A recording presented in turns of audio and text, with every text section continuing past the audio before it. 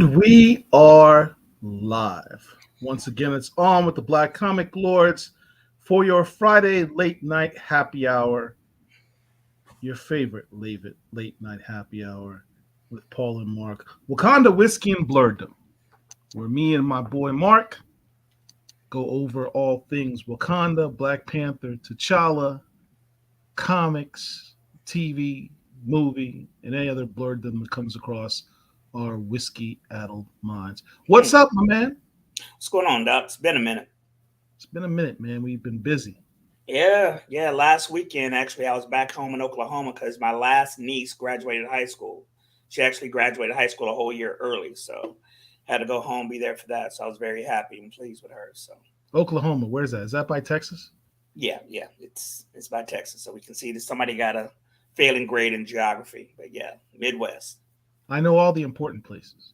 hmm But don't even get me started on politics. Anyway, so what's going on? What are you drinking I tonight? live in Florida, so I'm open to Listen, all criticism regarding Ron politics. DeRacist is running your state into the ground, but I'm not even going to get started because I will be on a 50-minute tangent because I hate that fool. Anyways, He's the future president of the United States. How you don't gonna don't say even don't even joke like that, bro. Don't that? I'm even not joking. He's gonna be the next president of the United States. don't. Yeah, you're gonna be back out in the field. Both of us will be. Hopefully, I can get a job at the big house. Anyway, so whiskey, first part of this. What are you sipping? What's up to behind the scene? Jabari wine and Border Tribe beer. Ugh, can't stand beer. What are you sipping on? I am sipping on. Let me bring it up here so everyone can see. Now, this isn't what I wanted to get. This is just what the store had, unfortunately. I have tonight Toki Suntory whiskey. Uh, it's a blended whiskey from Japan. I don't normally drink blended whiskey. It's just kind of not my thing. I'm more of a single malt guy. The single malt Japanese whiskey that I was looking for, the store did not have. So this is all that they had in terms of Japanese whiskeys. The one I was looking for, whose name escapes me, there's two other Japanese whiskey companies that I was looking for. One in which the whiskey is actually made in Japan from a Scotsman who went to Japan and opened up a distillery there, or helped them open up a distillery.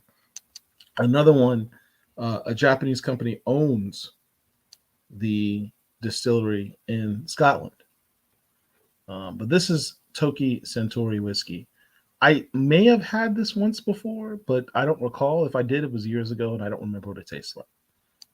Okay. It wasn't very expensive. It's what is it, priced here at $35. It's fairly cheap whiskey. As Mark would say, don't let the price fool you, or color your view as to how good the quality of the beverage is. Just So because I'm something giving it is a shot. expensive doesn't mean it's good. Just because it's inexpensive doesn't mean it's bad. So That is one theory, I suppose. that is that I've is got my glass with the crown because this is Wakanda whiskey and blurredom, and I give all honor to Now, our. if you've not tasted it before, you should take the ice ball out. We talked about that last time, and you're absolutely correct. So let me drink out. Take the water out to not affect it.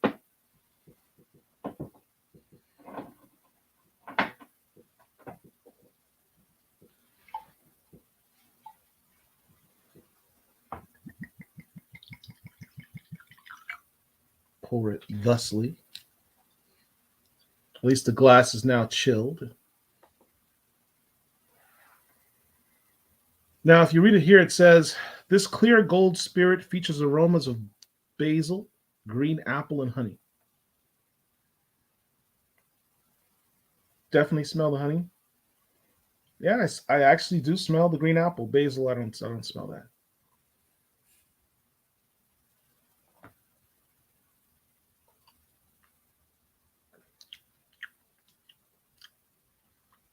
Fruity. It says on the palate highlights grapefruit, more green apples, peppermint, thyme. Finishes subtly sweet and spicy with a hint of vanilla oak and white pepper and ginger. Smooth and versatile overall. I pretty much agree with that assessment.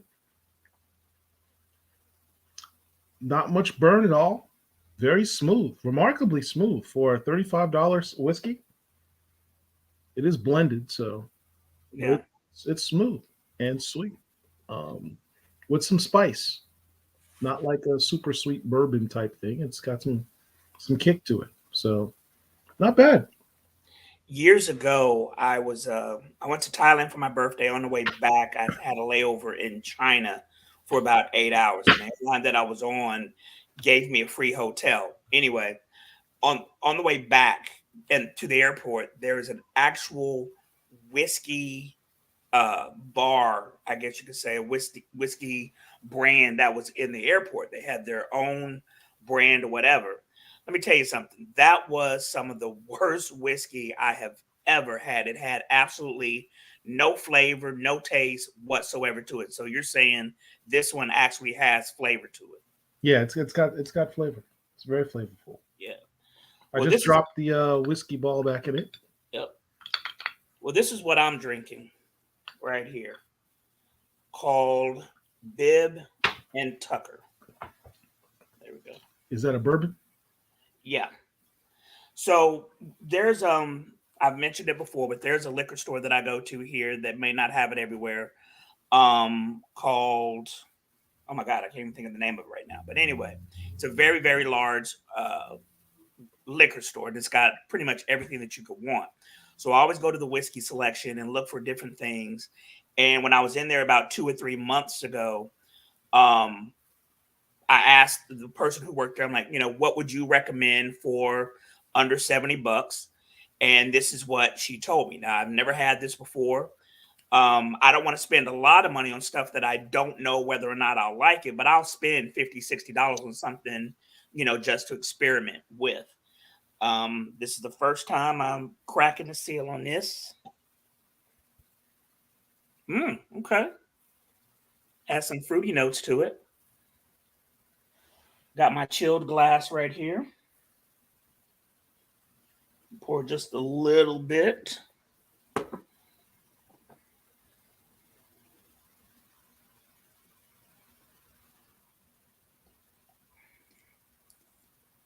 Mm. Okay, this is smooth. Yeah. This is real smooth. This is not bad. Now, according to the description, let's see, it has aromas of vanilla, freshly mowed grass, and leather bound books. So basically, Ron Burgundy would like this. It has notes of sweet fruit, vanilla beans, caramel, and dried apricots dominate the palate and are complemented by a subtle touch of ginger spice. The finish is complex and lingers with hints of chestnut and corn. The taste, the finish does linger on the tongue a tad, on the palate. It has some spicy notes to it, but going down, it doesn't have a harshness of, say, a rye or anything of that nature. But this is not bad. Yeah.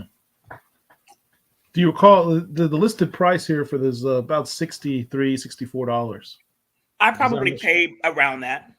I Yeah. probably paid around that.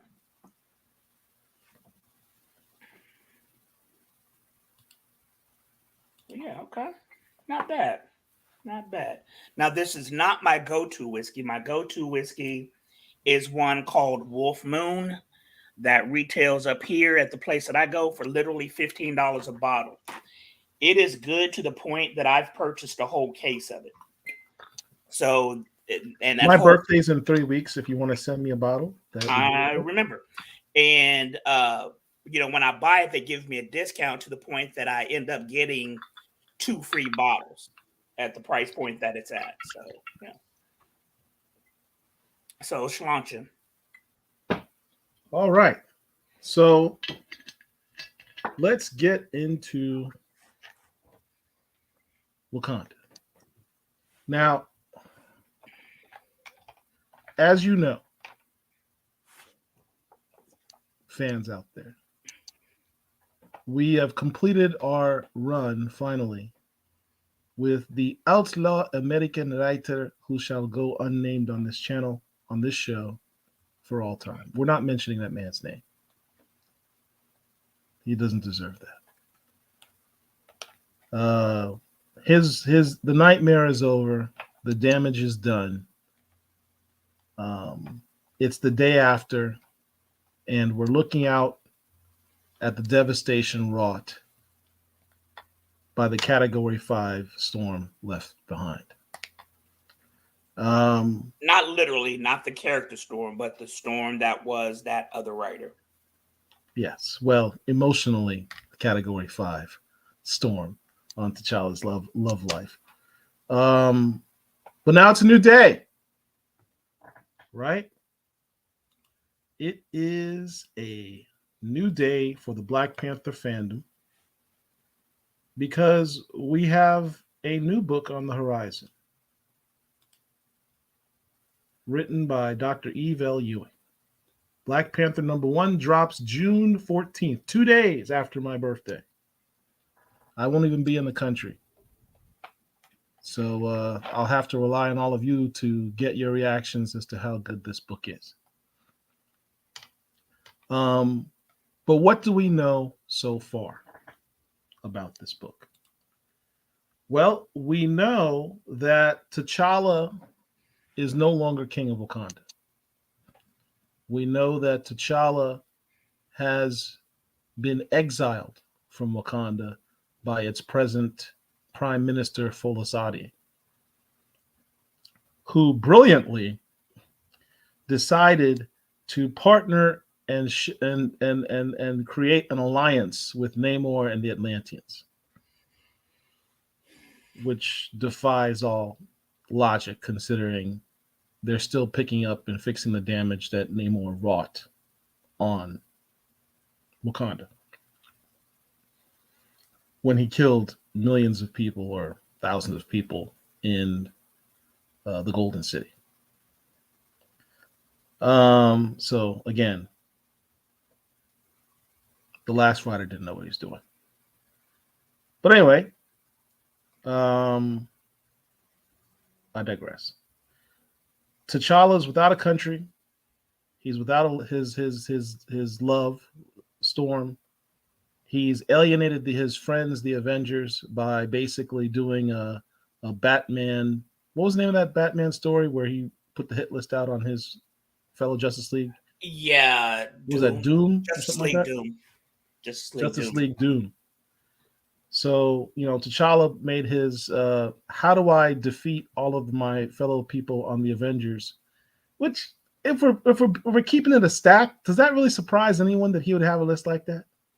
This is a guy who literally joined the Avengers to spy on them to determine whether or not they would be a threat to Wakanda. Here's the Do you thing, think though. after years of spying on them, he didn't create a file? Well, here's the thing. Having a file is one thing, but having people in place is something completely different, which goes back to something that we've said time and again, that the previous writer on the title had no idea who this character was or that character's voice. Because T'Challa at this point, in real world time, he's been a member of the Avengers for almost 60 years. In their universe, at least 15 probably. T'Challa knows who these people are. He considers them, a lot of them, friends, colleagues, partners, whatever. I don't view T'Challa having people actually in place to do harm to the Avengers. Maybe having a file on a computer or a thumb drive somewhere. Yeah, that makes sense because people are mind controlled, cloned, replaced all the time. So it but makes sense. I mean, we had the entire Secret Invasion storyline a decade ago. But the way the previous writer had this go down to me makes no sense. And it's very, very infuriating and aggravating, especially when you consider how T'Challa is viewed at home when everything that he's ever done was to the benefit of his nation. He wasn't doing anything for personal gain or profit. he was putting himself in a position to protect Wakanda as its ruler and religious head. So it makes no sense to me. It makes no sense like much of what that guy wrote about. Frustrated Fan, the book comes out June 14th. We're talking about the solicits and what has been released so far as to what we can anticipate on Black Panther #1 by Eve Ewing. By starting with where we left off with the last run. So T'Challa was kicked off the Avengers, of which he was chairperson for like 5 minutes. You know, he finally gets made chairperson. Guy's been on the team since issue 52 of Avengers. And he finally gets made chairperson full time. And, he had his run with Jason Aaron, which, how would you, did you read the Avengers run? The Jason Aaron run? Of course. Yeah. How would you define that run for him? Incompetent. During this run, there was a storyline that can be described as AXE. You had the Avengers versus the X-Men versus the Eternals. Not the Eternals that you saw in the MCU, but the quote-unquote real Eternals. And basically, their grandsire, Uranus, has these machines that can basically destroy the Earth. And he released it. And so there was a big battle between the three groups. Actually, it was the Avengers and the X-Men kind of teamed up against the Eternals. And T'Challa, as the leader of the Avengers, dealing with that and dealing with the God Quarry storyline, he was somewhat incompetent. And the way that he was being talked to by other members of the Avengers should not have happened. T'Challa has always been displayed as a regal individual. He was not going to brook any disrespect pretty much from anybody. And to have his so-called subordinates in the Avengers with him as the chairman, I don't see the quote-unquote real T'Challa doing that. And I think the groundwork for him to be treated that way was laid in the in the Black Panther run, the way that particular writer had Black Panther being disrespected from issue 1. When issue 1 dropped way back in 2022, June or July, whenever it was, the very first book, you had some of T'Challa's subjects, many of whom had grown up with him as their sovereign, talking to him disrespectfully in book 1. That was a harbinger of things to come during that run. And we didn't realize just how bad it was going to get. But I think that the way T'Challa was treated in Avengers, the groundwork had been laid in his own individual title. And, he's never been treated that way. If you go back the way that I do with the Avengers, I go back reading the Avengers to the 1980s when Captain Marvel Monica Rambeau was the chairperson, and T'Challa was a member of that squad. Going back to the actual Don McGregor run in Jungle Action, he has always been treated with respect from everybody. Nobody disrespects T'Challa, but that's the way he was treated in this book, and it all goes back to his own title by that previous writer who won't be named. You know what bothered me about the Jason Aaron's run? First of all, Jason Aaron has done some cool things with T'Challa historically. The See Wakanda and Die storyline, where the Skrulls invaded Wakanda, that was Jason Aaron. He can write good scenes for Black Panther. He wrote good scenes for Black Panther and Avengers. When Khonshu defeated the Avengers, Jason Aaron wrote a story where Black Panther was attacked by Mjolnir, and it wasn't able to touch him, leading back to Jason Aaron's story to the 1 million BC Avengers, where his ancestor was familiar with Mjolnir from Thor's father, Odin, saying, "My tribe has known that hammer for generations, so it won't attack me." He had cool scenes like that. He was able to defeat Khonshu with his wit, not his power. So I don't fault Jason Aaron all that much on his Avengers one when it pertains to his treatment of T'Challa per se.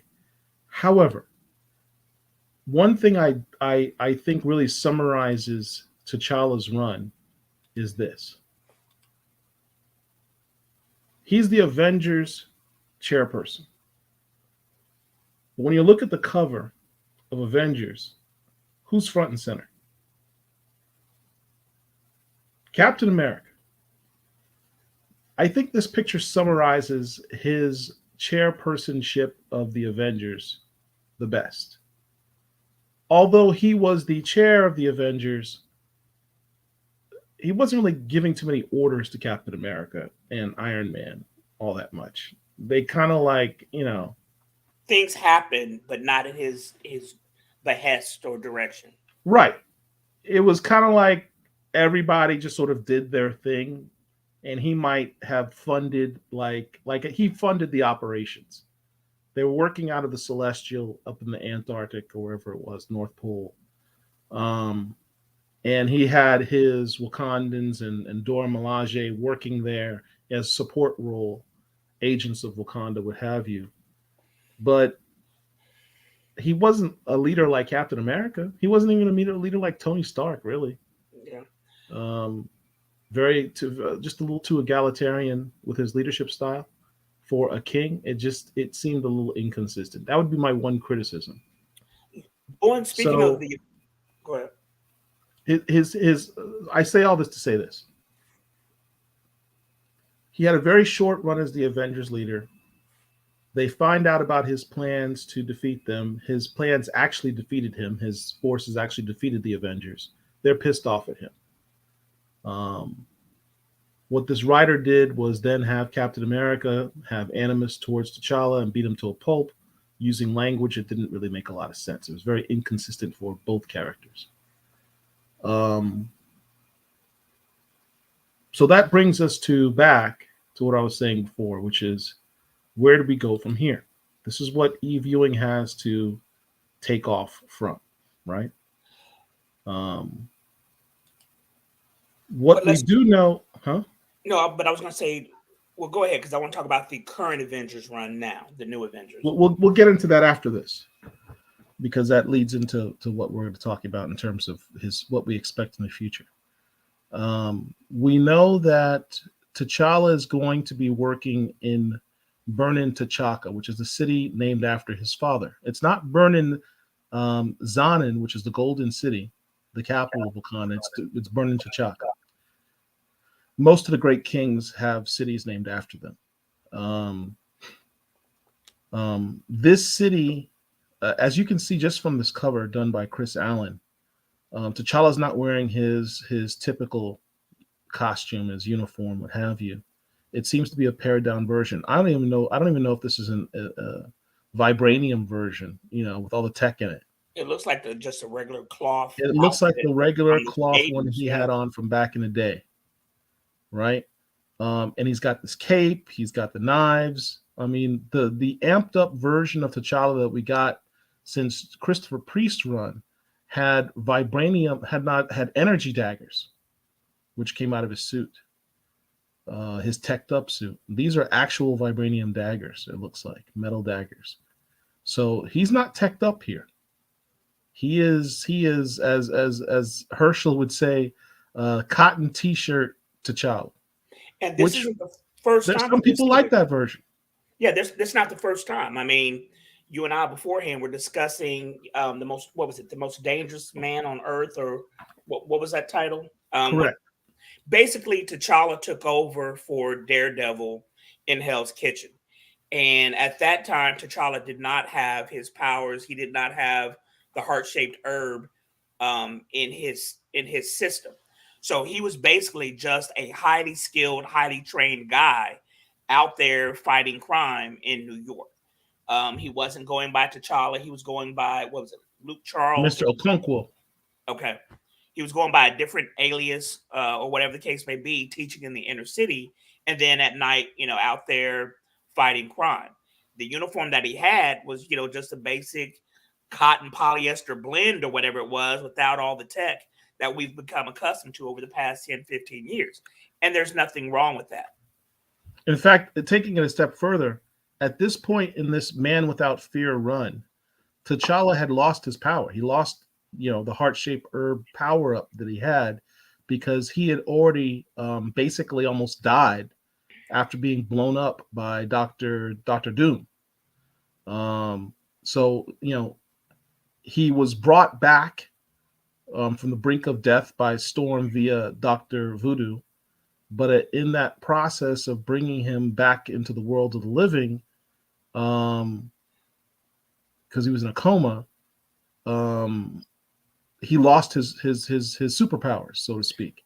Let He me was a interject. regular guy, Let me a interject. highly trained guy who's been trained since birth to be Right. a fighter and a king, and he's still incredibly brilliant, but physically a regular dude. Yep. A highly skilled, Um, highly trained dude, but a dude still a highly trained dude. He's nonetheless. basically Bruce Wayne. Yeah. So he put on this cotton suit with a bulletproof vest and some knives. That was it. And he went out and fought crime. He didn't even have the amped up hearing that Daredevil had, but he fought in Hell's Kitchen as Hell's Kitchen's protector with his cotton suit and bulletproof vest. He was Bruce Wayne, as you said. And he had no tech. That makes him even less than Batman. Batman has his utility belt. He had no tech, zero. He specifically wanted, on purpose, to see if he was worthy of still being a hero, given the fact that he no longer had his powers. So he put himself up in Hell's Kitchen, gave himself an alias, didn't give himself a bunch of money. He set himself up, with a restaurant or something as his front, but he didn't have access to his trillions of dollars. He didn't have access to all of his tech, the Wakanda Design Group. He didn't have a fancy plane to pick him up and drop him off where he wants. He had none of that. He's just a dude in a mask going out in the night to fight crime. So there is precedent for what Eve Ewing is doing with this version. It also gives him deniability, because from what we can tell from the solicits, he's going to be fighting in the night in Burning T'Chaka as kind of like this vigilante, and just sort of being kind of a whispered vigilante in the dark type scenario. Like, there's a guy out there who's beating up bad guys. We don't know who he is, but yay for the good guy. Two things. Yeah. Two things. Number one, speaking of him without powers, when you think about it, when he first became the Black Panther, the ruler of the Panther clan, he did not have his powers when he defeated his uncle during Challenge Day, because he is an extremely skilled martial artist, hand-to-hand combatant. First thing. Second thing, going back to what you were talking about, which is a huge pet peeve of mine for the previous writer, is how you just mentioned how Storm went into the afterlife basically to save T'Challa. T'Challa was her husband. She went out of her way to try to save her man. When somebody has gone to the depths of hell, literally, for you, their breaking up makes even less sense when you sit here and think about all the things that they did for one another. It just irks me to no end how this particular writer just arbitrarily broke them up, even though Ta-Nehisi Coates was starting to organically pull them back together. One of the things that I've relied on, if you look on this page down on my screen at the bottom right, it is the what is that, Marvel? Is it the Marvel 2-in-1 100? Where you have Storm and T'Challa getting together as a couple from way back in the day. That was released like in 1984, 1985. Something else that I only recently discovered is that in one of the, I want to say, X-Men annuals, there was a throwaway line from like 1986, 87, where Storm was remembering or reminiscing about her time with T'Challa. I say that to say their union goes back decades, and it wasn't something that was just randomly put together by Hoodlin, even though it was, but there was quote unquote precedent for it because their union, their interactions with each other goes back to the 80s. And for the other writer to just arbitrarily throw their union away pisses me off to no end because again, they were separated by the ex writers probably. They were married during the Black Panther run of Reginald Hudlin. They had this world tour. Then you have the storyline of Avengers versus X-Men AVX, and T'Challa just out of the blue arbitrarily dissolved their marriage as the head of the Panther clan, which made absolutely no sense at that time, and it still makes no sense today. Now, with that being said, Coates, as many issues that I have with his run, he had them build their union back together. This previous writer, he just destroyed it, just out of the blue, for no reason. It makes See, no Cole sense. says, until you house clean the current T'Challa hating fan club known as the X Office, those two can't be together. There's a lot of truth to that. I don't think I'm out of turn or in the extreme minority with the observation that there is a line of thinking of certain writers who seem to feel that having Storm with T'Challa diminishes her as a character. Because, and I understand the logic. I understand the logic of saying, well, now she's just viewed as the Queen of Wakanda and she's viewed as Black Panther's wife. She's no longer her own separate hero. I get that. But that's only in so much as the unwillingness of the writer to not write her like that, right? I mean, I guess the precedent is, is Sue Storm only defined by Reed Richards? At this point, no, she's not. I mean, Right. arguably, Sue is the most powerful member of the Fantastic Four. When you seriously think about her power set, she legit is their most powerful member. But you now, with misogyny lessening, when you go back to the 60s when she was first introduced, she was the damsel in distress every week or whatever. That has gone away thanks to the 1990s. From the 1990s on, and she is her own individual character. They could have and should have done the same thing with Storm, and it makes no sense why anybody would think that she now takes a backseat to her husband just because they're married. She's still an Omega level mutant. She's still a member of the X-Men. She just happens to be in love with this dude who also has his own agency. And oh, by the way, he's the leader of a country, a leader of a nation. Yeah, I mean, the Black Panther writers have done more with Storm than X-Men have ever done. It's funny, and we'll talk about this a little bit more in terms of this role of her being a goddess. I mean, that was Coates that actually made her an official goddess. I mean, there was always this joke like, yeah, she's a quote unquote, there was always the air quotes, she's a goddess in the X-Men books, right? But in the Black Panther books, she is recognized as a goddess. And so they're playing catch up now in the X offices by saying, well, let's tap back into the storyline where she's has this mystical side to her, and that in addition to being a mutant, she's also a sorceress. She's got magical abilities, etc. I mean, that's just good writing. That's because you've got guys like Jerry Duggan and Al Ewing doing great things with the character. But she's been around since what, 1975? Just now getting around to defining her beyond the X-Men. I mean, Storm's problem, this is why I said I understand what they say when they say we don't want her to be defined by her relationship with T'Challa, but it's fine for her to be defined by being an X-Man. Or her long-lasting relationship with Forge, or whatever. Or Logan. It's fine. It's fine when you have, look. I don't One of want the to get things into that the Paul and Storm I thing have because said in it this takes me down a space, path. It takes me down a rabbit hole and a path that I think would just get way too deep, and I end up offending a bunch of people who are watching this when I talk about the history of Storm and how she is a pass written by around. certain writers. It's not a very good place. One of the things that Paul and I have said time and again in this space is that in comics there is a lack of black love.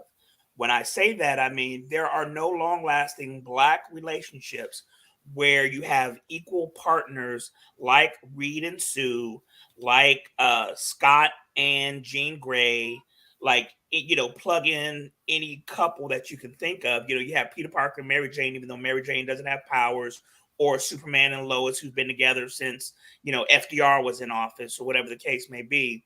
You don't have that when it came to black love, and this was going to be in my opinion, it was going to be our long-lasting black love story. But it was destroyed in Avengers versus X-Men. Coach tried to put it together. Now this other dude just seems to have blown that up completely, and I hope Eve or whomever else comes after her undoes that and puts them back together, because I think we as fans, we as black fans, deserve to see ourselves in these books with relationships, the good and Right. the bad.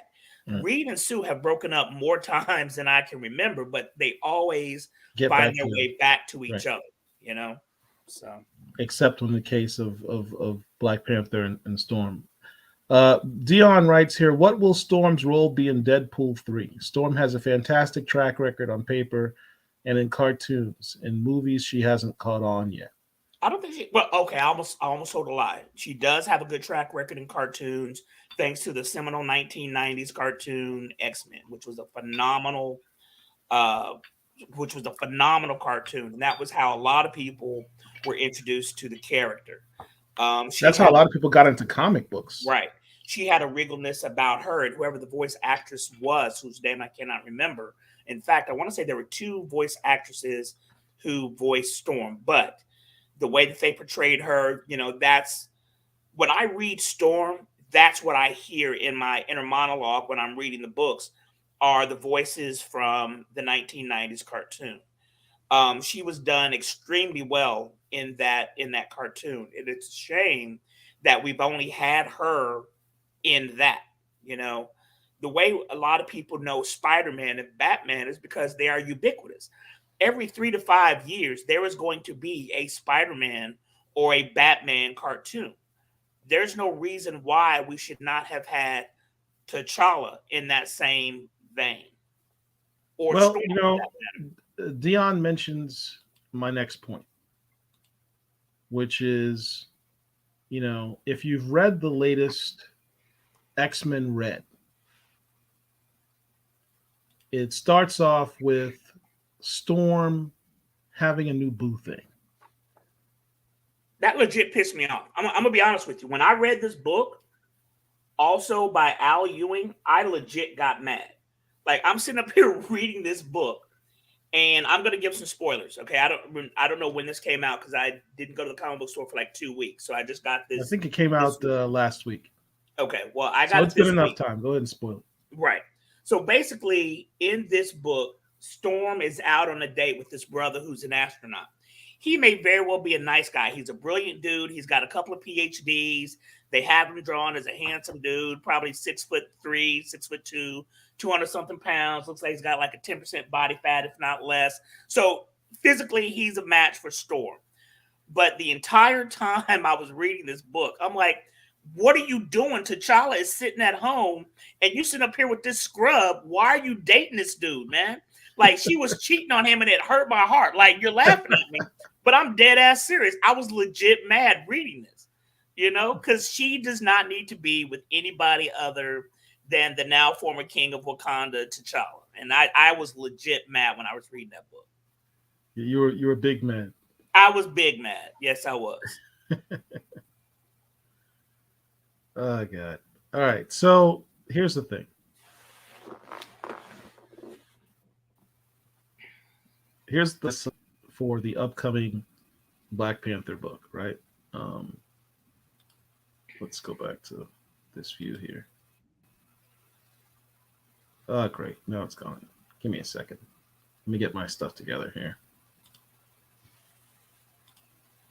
If you haven't picked up the X-Men Red book while Paul's doing that, there are, as far as X-Men, there are at least three separate X-Men titles: Immortal X-Men, X-Men, X-Men Red, and there's a couple more that I can't remember right now. X-Men Red is about basically the X-Men on the planet Araco, however you pronounce it. The X-Men colonized Mars, they terraformed it so that it can inhabit life. And the X-Men Red book is about the X-Men on what was formerly known as Mars. And it's a pretty good read. It's on issue number 11 right now, so you don't have much to catch up on, but it is pretty good, and it can be read in conjunction with the other X titles. So the other solicit that we have is this release for, I think this is Not, issue number 2. Issue number 2 is introducing this new character. I think it's called Beza, which is named after an African animal. I forget which one. But she's listed as a thief character, not really necessarily a villain, an antagonist, but not necessarily a villain. One would suspect that it's likened to Catwoman is to Batman, or Dr. Afra in Star Wars. Dr. Afra in Star Wars. What's her name? I'm talking about her relationship with T'Challa. Like, I see her as being his Catwoman. Yeah. She's bad, but not like baddie bad. She has some morally gray to her that you wouldn't think she focuses hero on would be dealing with. Yeah, but she's not evil. She's got some skills. If you look at these other pictures they have, other versions, you see she's got some weapons and has an interesting outfit. Is this T'Challa's new love interest? Hope not. What do y'all say in the chat? Do you think this will be T'Challa's new love interest? She's moved on. Storm has moved on. She's got Craig, the astronaut. Like, you went from I'm a goddess. They went on one date. Hold on. We went from she's a goddess, official goddess, as recognized by her ex-husband, who says you're a goddess, has all the people of Wakanda bow down. She gets powered up from that. Guy who says, I worship you. Former king, I'll give up my kingdom for you. And in X-Men Red, she says, it's nice to be with a regular guy.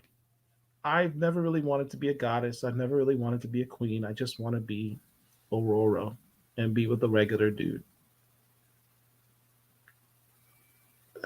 Okay. But here's the crazy thing. She was with Forge for a very long time. And when she first got with Forge, he was at the time a regular dude. He wasn't a member of the X-Men, X-Force, X-Factor, or whatever. He was just he was a successful businessman. Right. He was just a builder, you know. He wasn't Joe Schmo working the checkout line at Kroger. He had some business about himself, just like this astronaut does.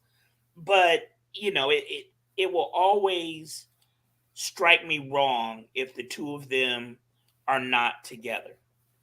It just, I really take their relationship personally. I really do.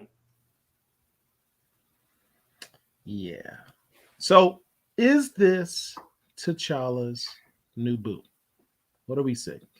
Nope. Frustrated fan says, I think she will be a new Milaje. Dora Milaje, maybe, is what he means. Dora Milaje? I don't know. Tommy says, I think so, but it won't last. Do relationships ever usually last for Black people in comics? Here's what's crazy. Speaking of that, you can think of a lot of people that Storm has been with, But when it comes to T'Challa, there are only two people that I can think of: Monica Lynn and Storm. He doesn't Well, have a long history of relationships. Now, when Hudlin had them getting married, it was intimated that he may have gotten around um, with other superheroes, because there's that one Black Panther cover when you have like Sue Storm, She-Hulk, and other female Marvel superheroes on the cover of it. But I don't recall any storyline where he was with anybody else. he wasn't. That cover is very misleading. Right, I can bring it up. It's a right, very misleading couple. right. That cover was more like Storm's bridal shower than it was women that he's been with. But didn't the cover of it say who will be his new queen or something like that? Right. That's why I said it's misleading. Yeah, it was misleading in that regard. But when you look at his history in Jungle Action, he was with Monica Lynn for a very, very long time. Black Panther's entire history of women is this: you have Monica Lynn, you have the blonde lady that he went to college with, who became Everett Ross's boss at the State Department.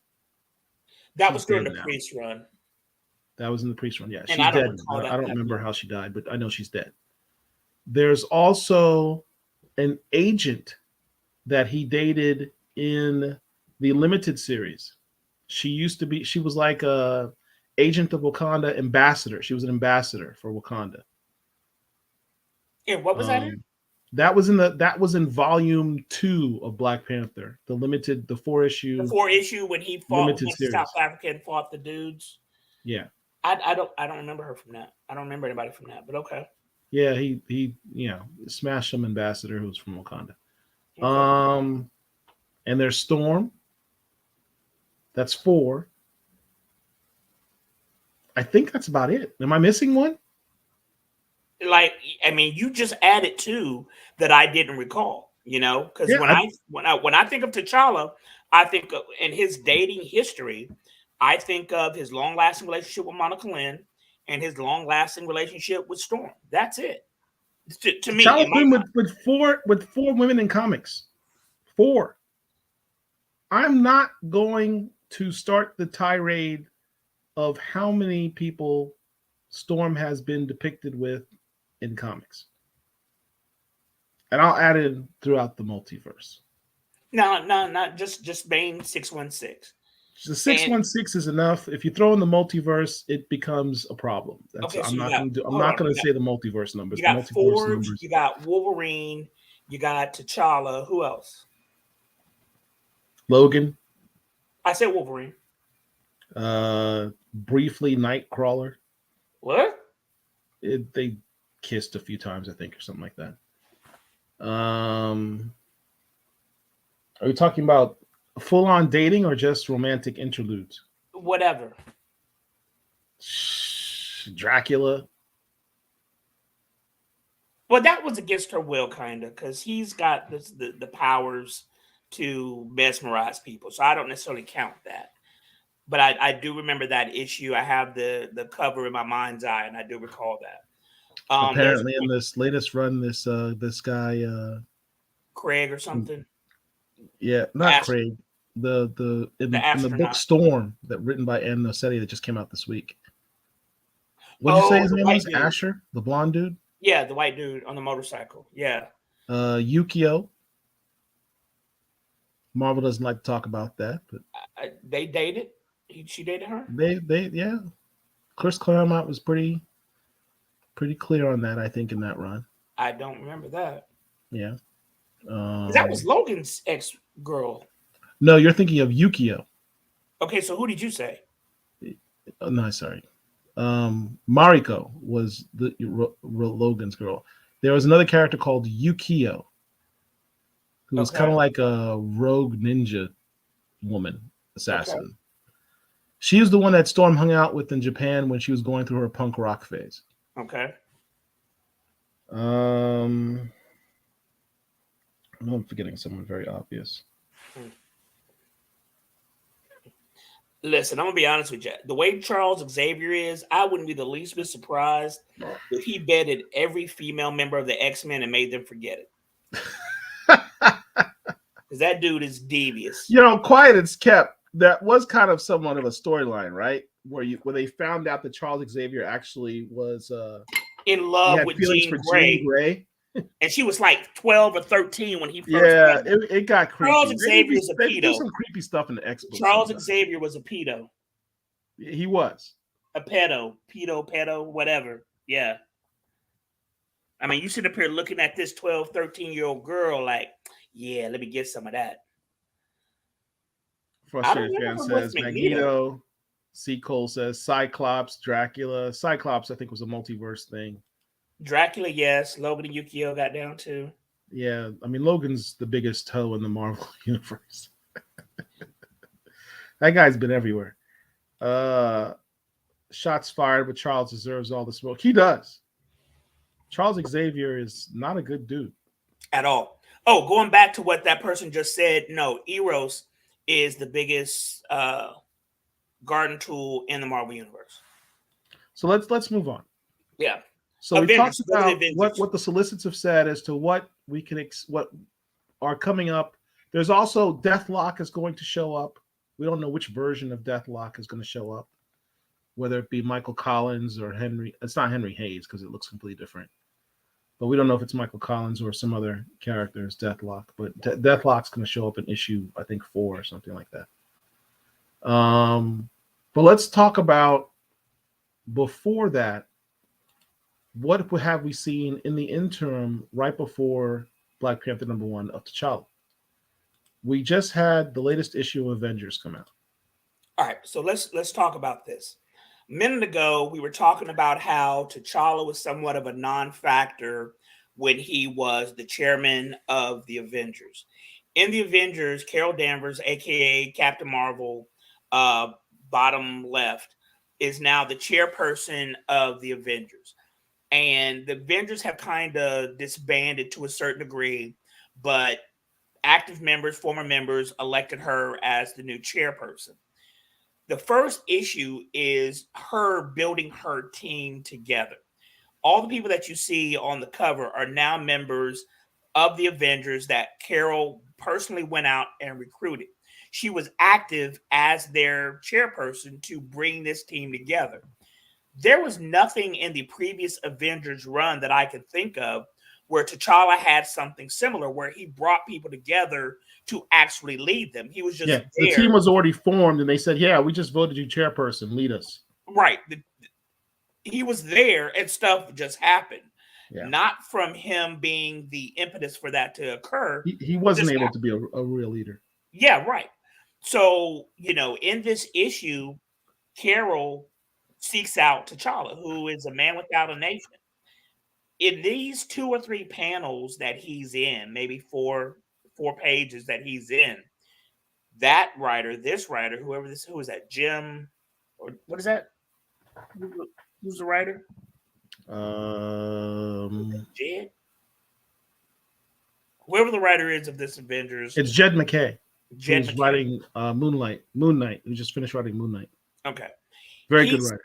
He encapsulates the way I envision the character to be. And he's summarized everything that's going on. Spoiler alert, I won't show you the panels, but she comes across T'Challa. He's boating. He's on a fishing boat or whatever in the middle of the sea. She's like, "It was easy to find you. You clearly wanted me to find you." He's like, "Why is that?" "Well, because, you screwed up. You alienated all your friends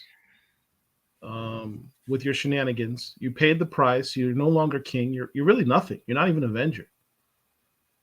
Well, she actually says the opposite. You are an Avenger. You've always been an Avenger. Yeah, come back to your family. He's like, "What family?" "The Avengers.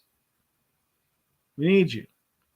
And, she's recruiting Sam Wilson. And she's, "Yeah, I already got Thor and Tony and T'Challa." And Sam Wilson's like, "T'Challa? Why him?" And she delivers the best line ever. "Because he's the deadliest man alive." I thought that was really cool.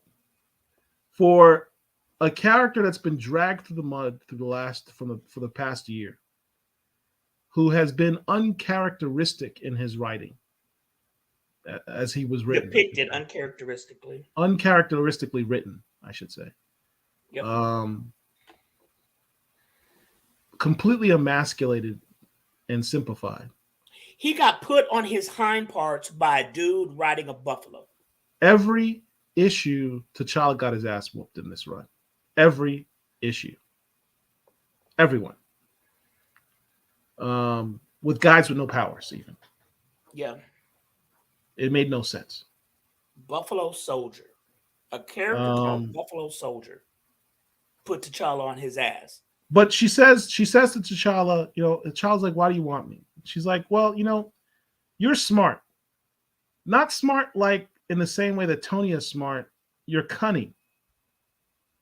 He's a master strategist, right? T'Challa was trained to think 5 steps ahead of everyone else. That's probably his greatest superpower, to be honest. And she recognizes that. And that's why she says he's the deadliest man alive. Technically, that should probably make him leader of the Avengers, but I digress. It was nice to have that recognized. And they had this other scene where he's helping to save people, and he does a speech about I know fears and Jed MacKay summarizes where he's at very well in these few panels, like 2 pages. Because T'Challa says, don't fear, civilian people. I know fear. I know the fear of letting down generations of other Black Panthers because of my shenanigans and having to face my people. But, it's not every day you get called upon to be an Avenger. That's what you got to do. You overcome your fear. Basically summarized all the crap he's been through and put him in a new status quo. He's, in essence, Jed MacKay has set T'Challa on a path of redemption in 2 pages. Better writing than the 15 or whatever pages that the last writer got. I didn't get the last 3 issues. I stopped at 12. I don't know if I'll ever complete that run, to be quite honest with you. But all that to be said is Avengers #1. I really enjoyed Avengers #1. I'm looking forward. Yeah, it was well done. To it coming up. What's next? A lot of action in the issue too. Yeah. It had a lot of flashbacks. There was obviously an ongoing battle, and then the way the story was told is before each character was introduced to the ongoing battle, it had a flashback of how Carol recruited whatever character to be a part of the current team.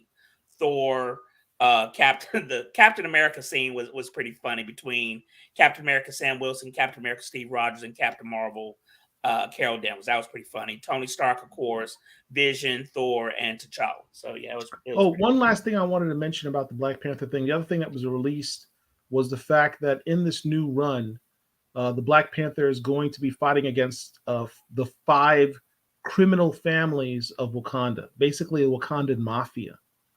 I saw some outcry on the interwebs, where people were like, a society as advanced as Wakanda shouldn't have a mafia. It just doesn't, it's uncharacteristic. Not so fast. Not so fast. This has already been established in a number of ways in the past that Wakanda does have crime. They do have crime. Start going all the way back to what do you call it? Avengers 62, where they introduced M'Baku. That guy was a criminal. I disagree with you with that. Oh, I don't fine. view him as a criminal. He was a super villain. I mean, he was a villain because of his selfish desire to rule Wakanda, but I don't view him as a criminal who is out for material gain just for the sake of material gain. So that's why I don't view him as a so we have another issue where here's World of Wakanda, right? Written by Roxane Gay. You're on the streets of Berlin, Azaria. You got these guys shaking down the shop owner. No more excuses. You can either pay us or you can pay the consequences. There'll be no more of this extortion. The people of Azaria are under the protection of the Black Panther and the Dora Milaje. They always have been, but clearly a reminder is needed. Today you've been reminded, and we'll be watching. There's always been a criminal element to Wakanda, right? I just don't feel that there would be an organized criminal element. Those dudes right there just seem like some street thugs who were trying to get over. It doesn't Correct. seem like Fine. there would Fine. be Let's go with that. a So whole they five seem like street families type thugs situation. that are just taking advantage of people. If you're the most advanced society with these highly intelligent people, why would street thugs be the more normal criminal element? If you're going to do crime and you're super advanced and super intelligent, you would do organized crime, right? It makes more sense that there would be organized crime more so than street level. I want to knock over a barbecue stand because I'm broke in the wealthiest nation in the world. I don't have food to eat in a place where food is not an issue. I can't put on. I don't have warmth and electricity in my house where the energy is free and the housing is free as well. It just doesn't make sense that people are going to perform regular street crimes in an advanced nation where most of your basic needs are probably met. It's almost utopia-like. Organized crime makes more sense where you're doing it based on we want our share of resources of based on the fact that our family is one of the 5 original tribes of Wakanda to help settle Wakanda. We want a bigger piece of the pie and more power. That makes more sense. I think it's telling when they say there's sort of these 5 tribes of Wakanda and there's these 5 criminal families. I think that's probably where Eve Ewing may be going with it. So we'll see. And of course, I take a different view, because those dudes look relatively young, and no matter the country, no matter the ethnicity or nationality, you will always have younger people kind of rebelling against the status quo, and that's kind of what it seemed like was going on in Roxanne Gay's version versus having a Michael Corleone and Luca Brasi or whoever running these whole empires. I don't see that happening as much. I understand what you're saying, but I don't view it as much being more likely. But we'll see. We'll see what she does with it. Yep. So next book up, a book I was really looking forward to. I talked about this a while ago. This is Bishop War College.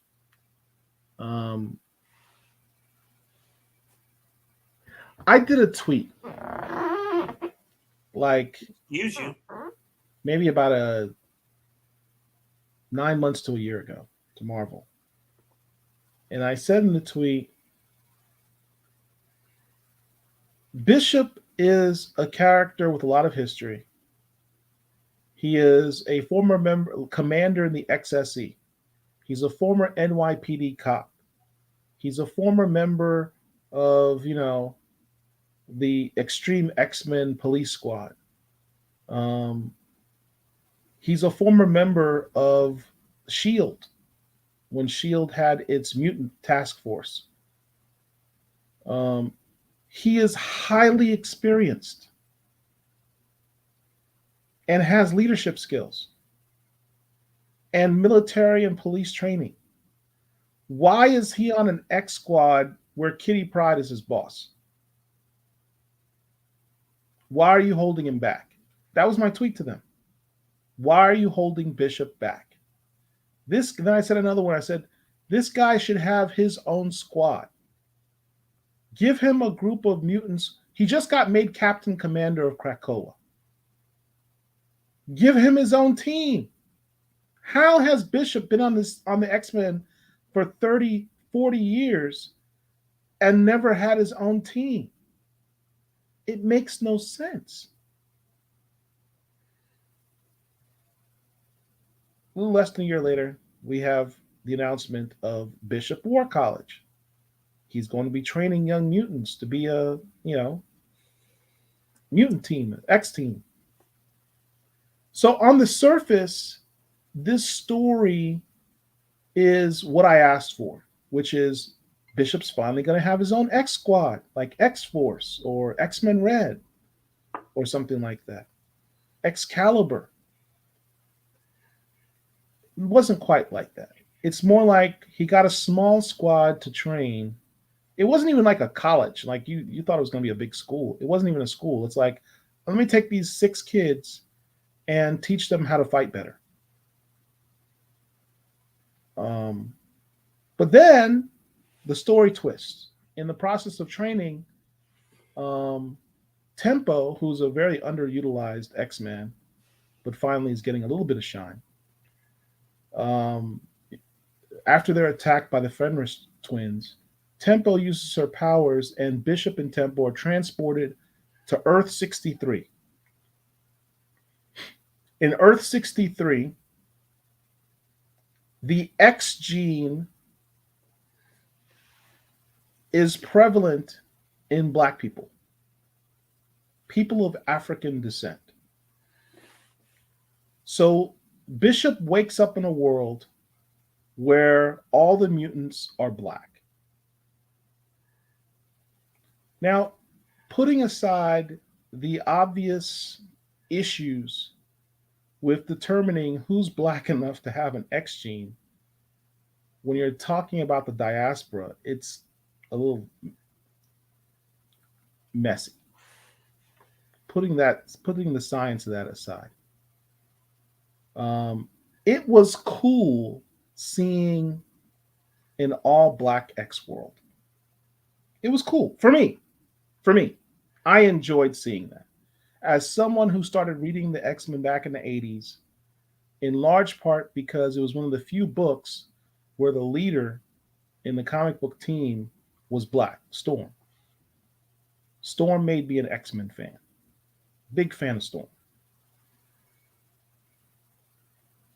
To have an all black X-Men, because the X-Men usually never have more than one, maybe two black members on a team. And to have an all black X-Men scenario was kind of cool to see on page. But I feel like it's almost like a switcheroo in terms of maybe it's my own expectations of what I thought the book was going to have and what it could have had versus what we got. Um, Story wise, it's really just more about Bishop seeing this world without it sort of going. I don't know where it's going to go. I should say I don't know where they're going to go with the story. Is it just we're just sort of the allure of seeing this world and being shocked and awed by that, or is the storyline going to go somewhere with it? I don't know. I don't know. I'm actually just surprised that Marvel even cleared that a story like this was done. It sounds So more like the black storyline in the I don't know what the yes, the comic book Black. It's right. What basically the company same is that? concept. Not Boom. What company is that? Black Mask. I think it's Black Mask is the comic book company. Basically, there's a comic book out there. I can't pronounce the dude's name who wrote it, but in this world, only black people have superpowers, and it's a Paul put me onto the book a couple of years ago, and it's very very good. And I'm still there. There's Black AF, and there's a couple more. But the main title, Black, I think I'm missing like one issue, but it's a really good read if you can find it. And basically, it's the same premise where only black people have superpowers. So, yeah. Shout out to Sean Damian Hill, who we interviewed on this show, on this channel, the artist on this book. The art's been phenomenal. You know, his renderings of the Black X-Men have just been really dope to see. Um, I'm enjoying it. I know it's a limited series, and here's my gripe. Can I be real with y'all for a sec? One of the things that we interviewed Eve Ewing several months ago, and one of the things that she talked about is the fact that with a lot of black creators, they don't have the luxury of having ongoing runs. A lot of black creators these days tend to get limited series when they're working on black characters specifically. I should put that caveat there. Um, it's difficult when you are a creator, a creative person, particularly a writer, and you have these huge stories in your head, as most creators do. and you're told you have to. We love your idea. It's cool. We like what you're going to do with this character's black character, but we're only going to give you 5 issues to do it. It's a little I say a little. It's very unfair to a creator to have to condense a storyline that should be 12 issues down to 5. And then say, look, and then the publisher, have the publisher go, I tell you what, I understand 5's not a lot, but if you do really well and it sells well, we'll extend you and give you more. Maybe we'll give you another limited run, or maybe we'll let the run go further. But then the readers who are reading the 5 issues have a scenario where by the time you get to that 4th or 5th issue, the writer then has to wrap up all the stories and ideas in their head in 1 issue. And it seems rushed. And you've got dangling storylines that are never touched upon or finished. That's my fear that I have with this Bishop storyline, is that we've been introduced to this world, and we've only got what issue is this? Issue 4? We got like 1 or 2 issues left. Are we going to be able to wrap all of these storylines up in these 1 or 2 issues? So often we have seen where these limited series get rushed at the end because they don't get to finish. That's my concern.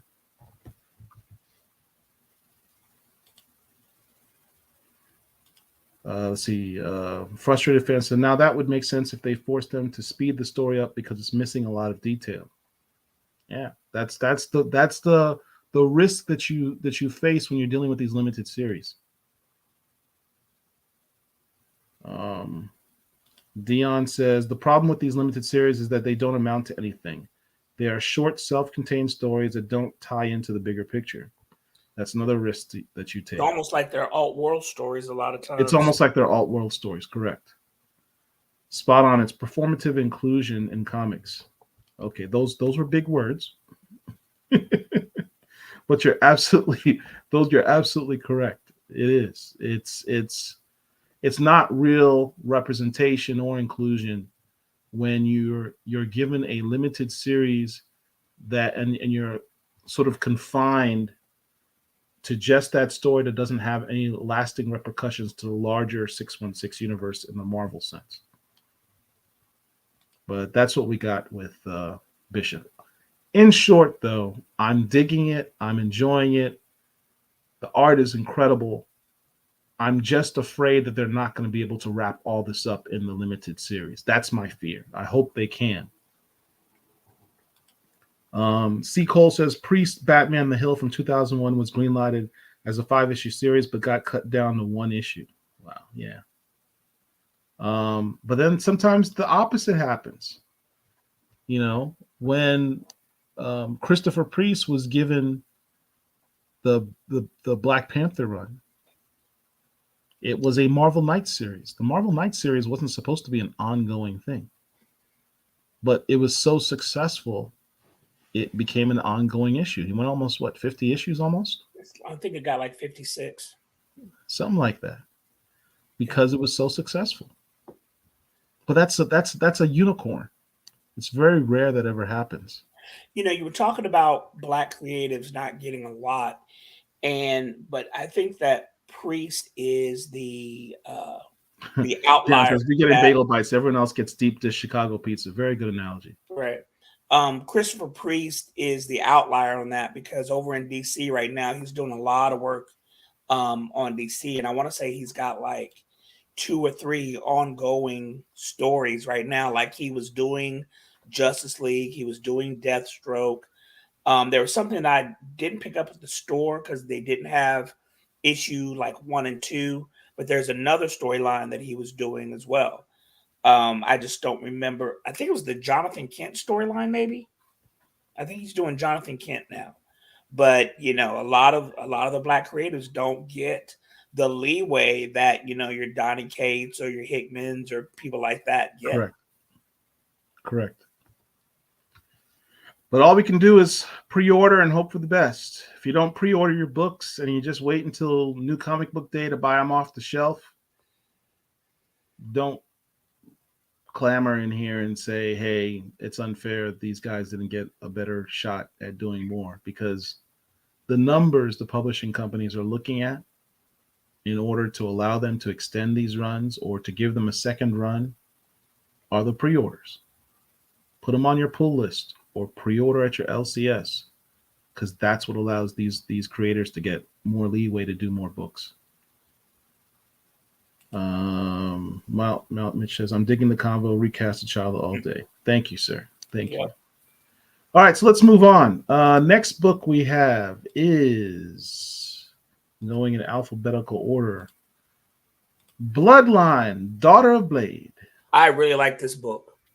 I'm not a huge fan of the art. Not saying that it sucks, because it doesn't. I just not a huge fan of it, but the storyline is very, very good. Issue number. I agree with you on the art.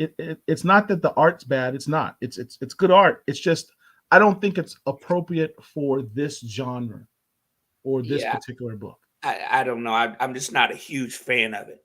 But basically, in this storyline, Blade has a daughter with this young lady. She lives here in Atlanta. I don't know her personally myself, but they live here in Atlanta.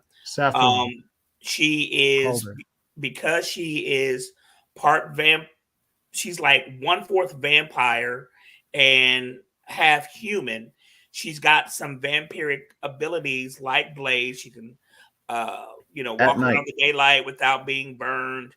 But in the nighttime, she has stronger powers. She is a teenage girl who is in high school, and she's trying to learn how to harness her powers. Her father, Blade, comes in the picture, who's been absent from her life her entire life. And it shows him building and bonding his relationship with her, training her to be a vampire hunter. I really, really dig this storyline a lot. It's very, very good. I really like it. I'm not going to give any spoilers on it other than what I've said.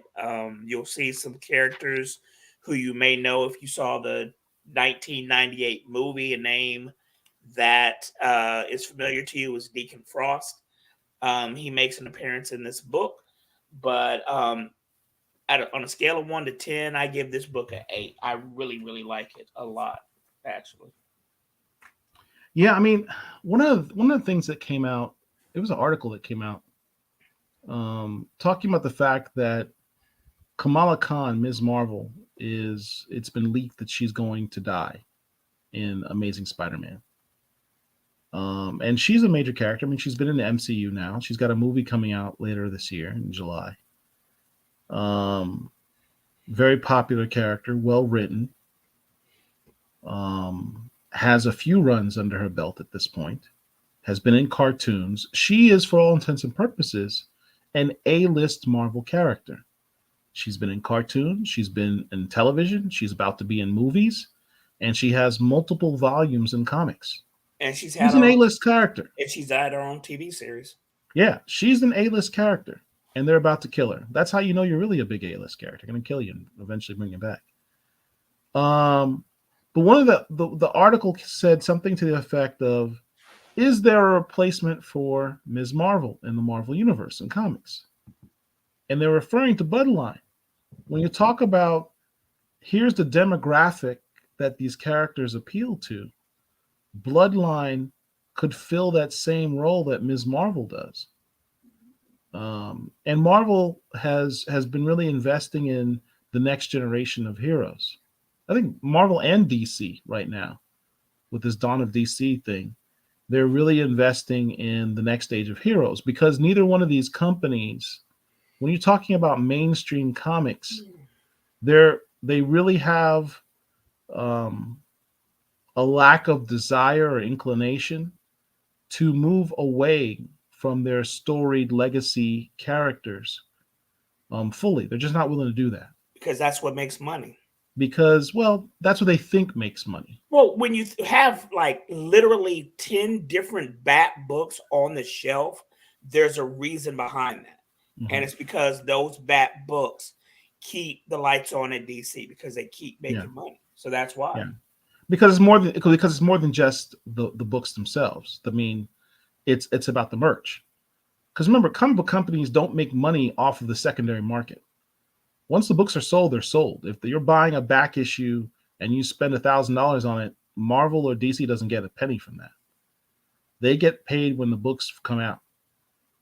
If they don't sell, they don't make any money. So the real money for these big companies is the merch, the licensing, the pillowcases, the lunch boxes, the action figures, the cartoons, the movies. That's where they make their money. And so when you've made millions of dollars off of merchandising the license to this character like Spider-Man, are you going to get rid of Spider-Man? Because even though you recognize Miles Morales is a much more well-known Spider-Man to the youth of today, no. You're just going to keep churning out other variations of the same character. And when you talk about, and shout out to YouTuber Chillmonger, who brings up this point very well, you're talking about temporary representation, because when you're doing this thing where you recognize there's a demographic out there that these characters, these original legacy characters, have never addressed. When we talk about the origins of Marvel and DC's characters, and you go back and you read the comics from the 60s, it's very homogenous, right? Unless you're a white male straight character person, a lot of those characters didn't really appeal to you. They didn't really reflect the real world. And so these companies now recognize there's money to be made by appealing to a larger demographic than white male straight characters. And so they want to make money on that. But they don't want to go away from the legacy characters that they have franchised out. So what do? You make variations of the same character with the different faces of these other demographics. You like Batman? We'll make you a black Batman. You like Spider-Man? We'll make you a black Spider-Man. Wait, you're a woman? We'll make you a black Spider-Woman. You're queer? We'll make a queer version of Spider-Person. And that's what's going on. Or worse, they'll outright race swap characters. It's cool to say, hey, I saw Quantumania and Jonathan Majors was cool as Kang. I want to learn more about Kang. So I'm going to go to a comic book store and get comic books so I can learn more about Kang, because Jonathan Majors is cool. And you get to the LCS and you realize there's no black Kangs in the comics. It's only temporary representation. Temporary in the sense that when you race swap these characters outright, you take a character that's one race in the comics and then you swap it out for another medium, like movies or television shows. That's only temporary representation, because you can always swap that race for something else or swap it back whenever you feel like it. That's not real inclusion. That's not real representation, particularly when there are perfectly legitimate original black characters that already exist. You just don't promote them. Black Lightning still hasn't been in a movie yet. He had a Green Lantern, John Stewart, still hasn't been in a movie yet. Well, going back to Black Lightning, he did have his CW series that lasted 3, maybe 4 seasons, and it was pretty good. Going to the temporary representation, something that I forgot to mention pre-show, but there is talk about race swapping Ben Grimm. Ben Grimm, for those who may not know, is one of the founding members of the Fantastic Four. And Jewish. He's always been depicted with blue eyes as a white Jewish dude who one of his taglines is the ever-loving blue-eyed thing, right?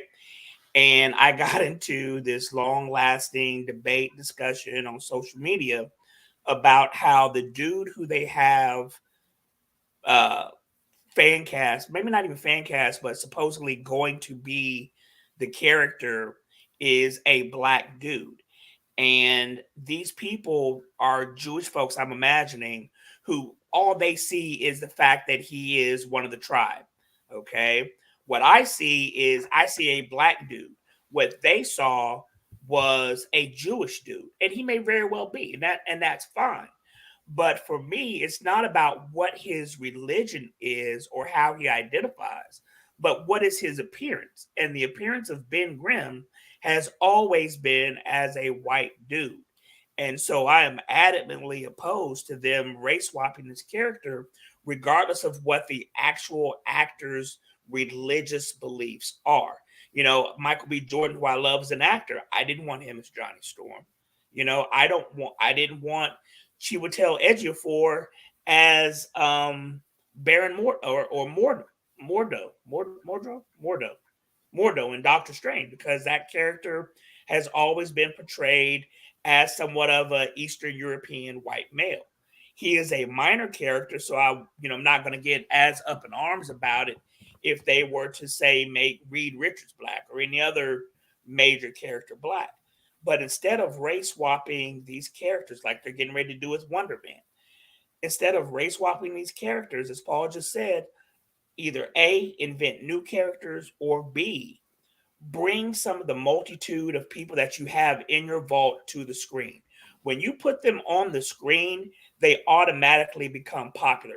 There is no reason whatsoever for Agatha Harkness, of all people, to be looked at as having her own series. But Catherine Hahn killed that role in WandaVision, Yeah. right? So when you have a compelling actor or actress in a role, they are going to make that character more popular. So do As that. an aside, not to interrupt, but how crazy is it that we're getting an Agatha Harkness series and an Echo series before anything touching on Wakanda? Who give I don't give a damn about Echo. I'm all for inclusion or whatever, but I don't know that character. I can't say that I've ever read that character in comics. The Ronin character as first portrayed by Hawkeye, yeah, I have that, but I don't know who Echo is, so I don't care. What I would like to see, I would mind having an Isaiah Bradley 6-issue series. Give us something else other than these race swap characters. Over in Marvel, they're now going to have Wonder Man as a black character. Why? You Yeah. know, it's dumb. And I again, from a company I standpoint, saw people I get talking it. about, You hey, want to have we inclusion. should You want to have include Wonder Man's first appearance as a spec in the Black Comic Lords because the actor is going to be black. Like, come on, guys. it's from a company perspective, as I was saying, I understand it, but from a comic book fan, 40 plus year comic book fan, it doesn't make sense. You have characters that you can utilize, use them. Stop race swapping these major characters just for the sake of inclusion. I just don't like it. Mark Robinson says, although I disagree with race swapping in comics and movies, Samuel L. Jackson is Nick Fury, even though I grew up reading and seeing a white Nick Fury. But there is a basis for this. That The is a ultimate, the perfect ultimate universe of segue. Nick Fury was based on actual actor Sam Jackson. So when they That brought is him a live action, it made hold sense. on. Time out, time out. That is a perfect segue to our next book, Fury #1. Right.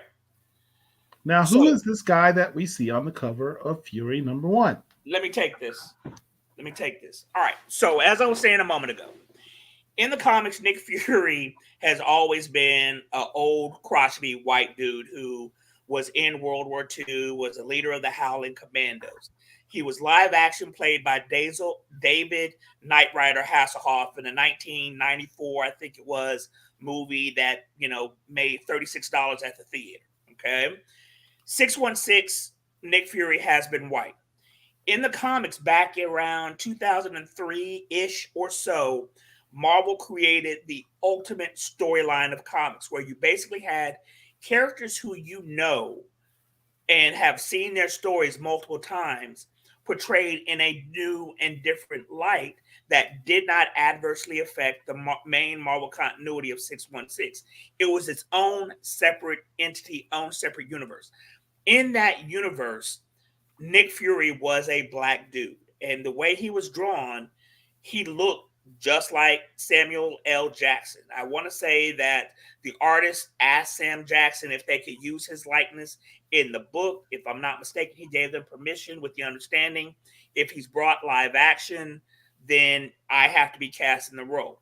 Now, we all know how successful the MCU has been for the past 13, 14 years since 2008's Iron Man dropped. Now, because of what's going on in the movies, there's a thing called synergy. The comic books are starting to mirror what has happened in the movies. Because pause. One other point about what you just said in terms of historically the Nick Fury and the Ultimate Universe. Understand the Ultimate Comics that Mark is referring to is the basis for the MCU that you have now. Right. Even though in the movies they refer to that as Marvel 616, in the real world, that is not Marvel 616. I can't remember what number the Ultimate It's Universe 1610. is. It's 1610 is the Ultimate Universe. Ultimate Universe is Marvel 1610. Our main Marvel Universe that we've known going back to the first appearance of Spider-Man and Fantastic Four in the 60s, that's Marvel 616. Yeah. Now, because in Marvel 616, Nick Fury has been a Caucasian male, due to the success of the movies, Marvel had to say, so we now need a black Nick Fury in the main continuity.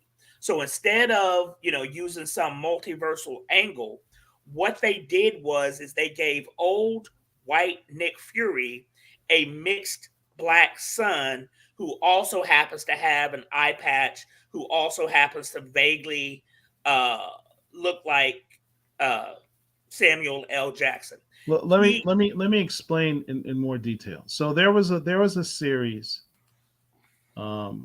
called Battle Scars, which I'll show you right here. This is a limited series. In Battle Scars, there is a soldier, Army Ranger, by the name of Marcus Johnson, Special Forces guy.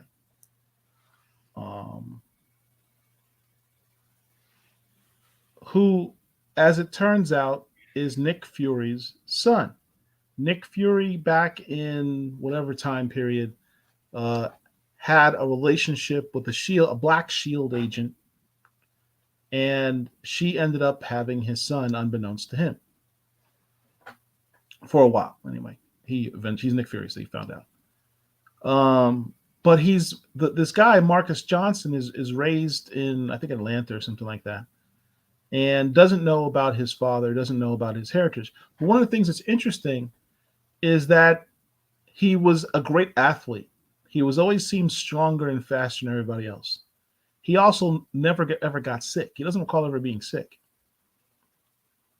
And so when Nick Fury Sr. approaches him, is like, have you seen that you're always a little better than everyone else in gym class?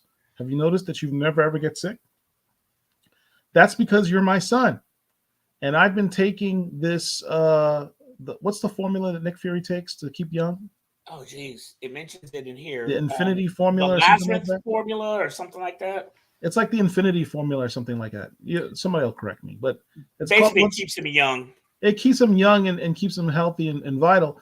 And because he's been taking this for so long, when he had a son, the son naturally had a little extra. I wouldn't say he's superhuman per se, but he's definitely a little stronger and faster than the average person. And he seems to be a lot more resilient. He doesn't get as much, he doesn't get sick. He doesn't have an X gene, but his father's DNA, because he has his father's DNA, he has some of that formula in his system. He naturally has that formula in him. And his best friend is a guy called like Cheetah, something like that. Cheetah, something like, let's call him Cheddar. Ranger buddy. So long story short, without going into the facts of the storyline, it's discovered that Nick Fury has a son. He gets captured, gets his eye poked out, and now he's got one eye just like Nick Fury.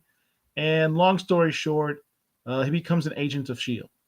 Now this book came out 20 years ago, and so Marvel has slowly built Nick Fury Jr. And it's discovered that on his birth certificate, his real name is not Marcus Johnson; it's actually Nick Fury Jr.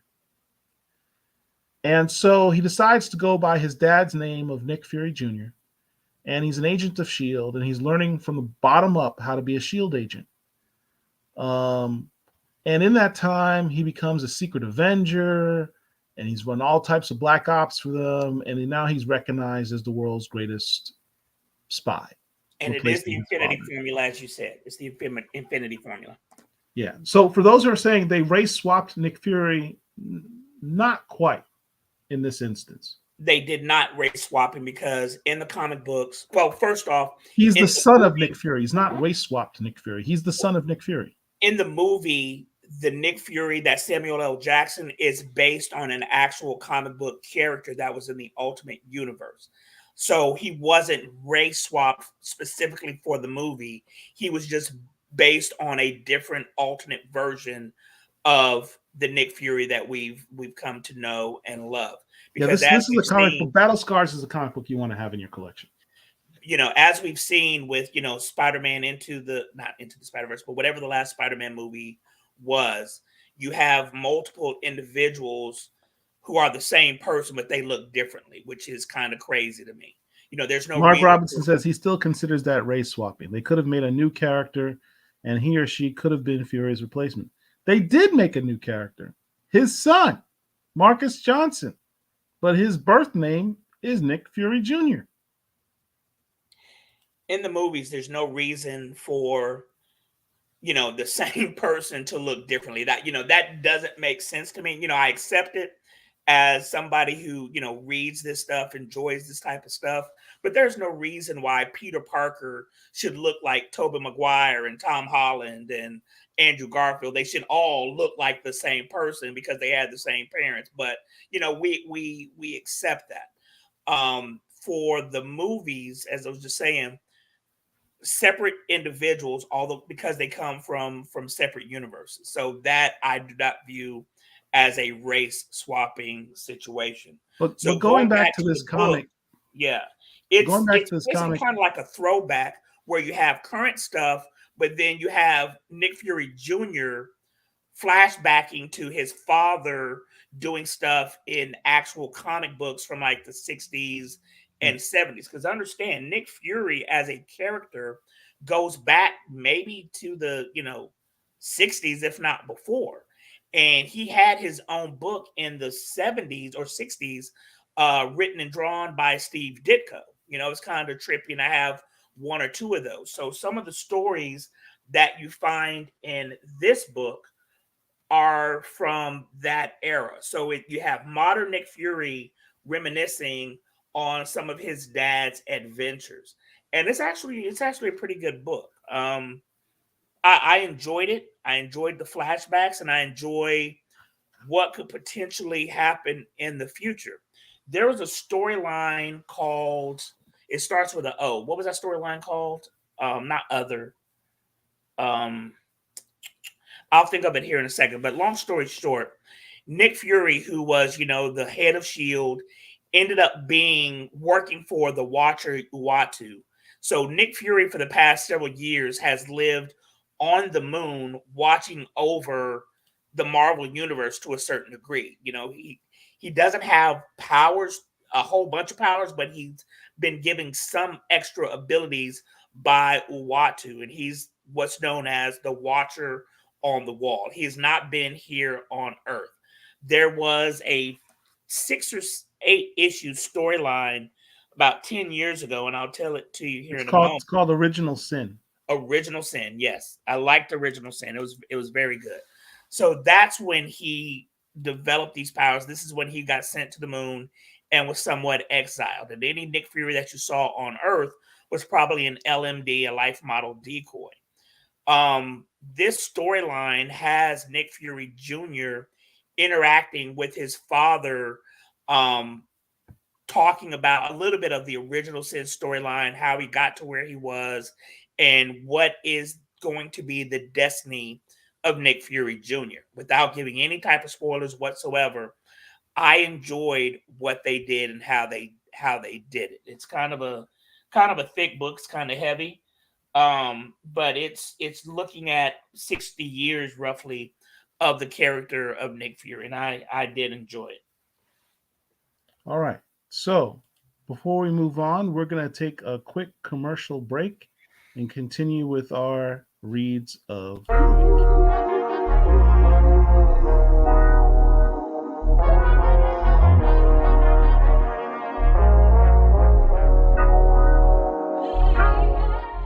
What do you do when you're black and blue, when your paycheck is not a sign of respect, and the most you can hope for is going home without stars from the superhero walls?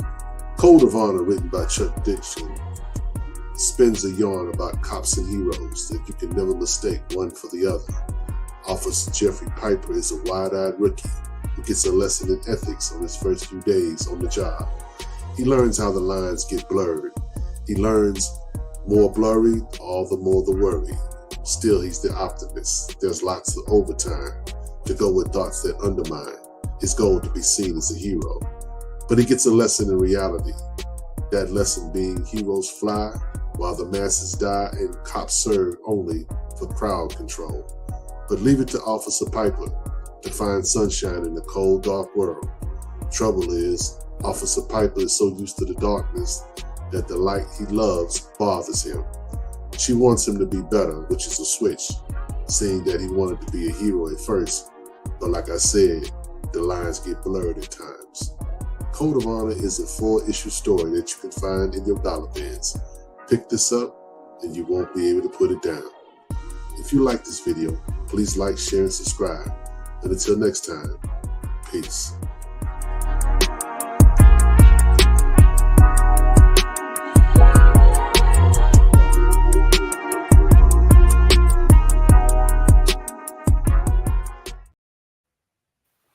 And we are back. Wakanda Whiskey and BLERDDOM with Paul and Mark. We're continuing our comic books of the week.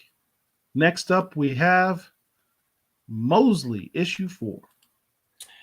I just noticed looking at it big screen that the green light is the hammer that he carries. I just noticed that. I was going to drop this book. I had no intentions on buying other issues of this book after issue, I want to say 2. I liked 1, was not impressed with 2, I don't think, and I wasn't going to go further than that, but somebody on Twitter kind of convinced me to continue reading it. We're on issue 4 now. I understand the storyline. I just can't say that I'm a huge fan of the storyline. We're in a dystopian era where, machines have taken over the world, kind of like Skynet to a certain degree. Probably more like the world you see in the movie WALL-E. I don't know if I'd agree with that. But to me, it's more of a Skynet situation where, the world is run by these computer entities. And Mosley is a man who is, raging against the machine, so to speak. And he has a one-man mission to destroy the overlords of the world to put things back to normal. It's okay, Once again, not that I have a problem in a racial relationship, but Mosley is a black dude who in the book is married to a white woman. And I don't understand why a lot of these writers, this is a new character. I don't understand why they have an aversion, it seems, to put a black man with a white woman. A black man with a black woman. I don't understand that. Overall, thus far, it's to me, it's somewhat mediocre, to be honest with you. The art is cool. I do dig the art. It's just the story that I'm not particularly fond of. The writer is Rob Guillory. I'm not familiar with him. I'm not familiar with most writers, but yeah, I'm not a huge fan. Not a huge fan. Have you read this the latest issue yet? I did. The last issue was a little bit more of a background issue with regard to the wife. This one had more to do with the family dynamic and why they're not as close, because I believe the wife is now an ex-wife and the daughter has been very estranged from her father for years. This issue gave you more history as to why that is. But unlike the last issue, it did the flashback, did the character development on the relationships, but also, which was my criticism of the last issue, moved the story forward and had him confront his big bad in the issue. Um, I don't know. I don't know how many issues this is. I would assume it's 5 issues. Well, So the way it ended, it said to be continued. It didn't say to be concluded. So yeah. I'm gonna guess about 6. Yeah. So I think they have enough room to wrap it up. So we'll see. We'll see what happens.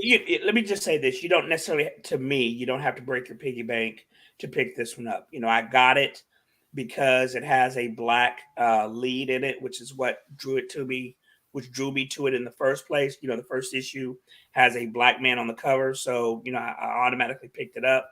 But you know, overall, I'm not overly impressed by it. Frustrated fan says we are learning more and more as the interviews are done with the writers that they are writing to reflect themselves and their lives, Which is fine. That's cool. Is Rob Guillory? Does anybody know, is Rob Guillory black or not? I don't know. I don't know the dude, so I can look him up real quick. Let's see. But what's next? But let's move on to the next one. Next up, we have my favorite imprint of all time, Milestone Comics. Static, Shadows of Dakota, issue number 4. Rob Guillory is black. Yeah. He actually kind of looks like Brian Hawkins when you want to, if you want to be truthful about it. No, like look him up while we're talking, but he does. That's right. Brian, yeah. So Static issue 4, Shadows of Dakota. We get to see more of the nemesis, the bad guy, the antagonist in the story, Eben or Eban, depending on how you wish to pronounce his name. This is a character that was originally introduced in season 3, episode 3 of Static Shock, the cartoon. I'm sorry, that was Anansi. Sorry. I forget which episode Eben was introduced in. So he was introduced live, not live action, but in comic. I mean that in the cartoons. He was introduced in a cartoon. He was never in the comics before this. So they took a comic book, a cartoon character, and finally introduced him into the comics continuity. The interesting thing is, I like the fact that they have sort of redefined his background, but more so his power set. This is the first issue you really get to see his power set. Before, all you know is that he's a guy out of the shadows. There's plenty of characters that are shadow characters that can merge in and out of showers or envelop you in shadows. His powers is more nuanced than that. He can do all the basic shadow stuff, but there's also a telepathic element to this, without giving any spoilers.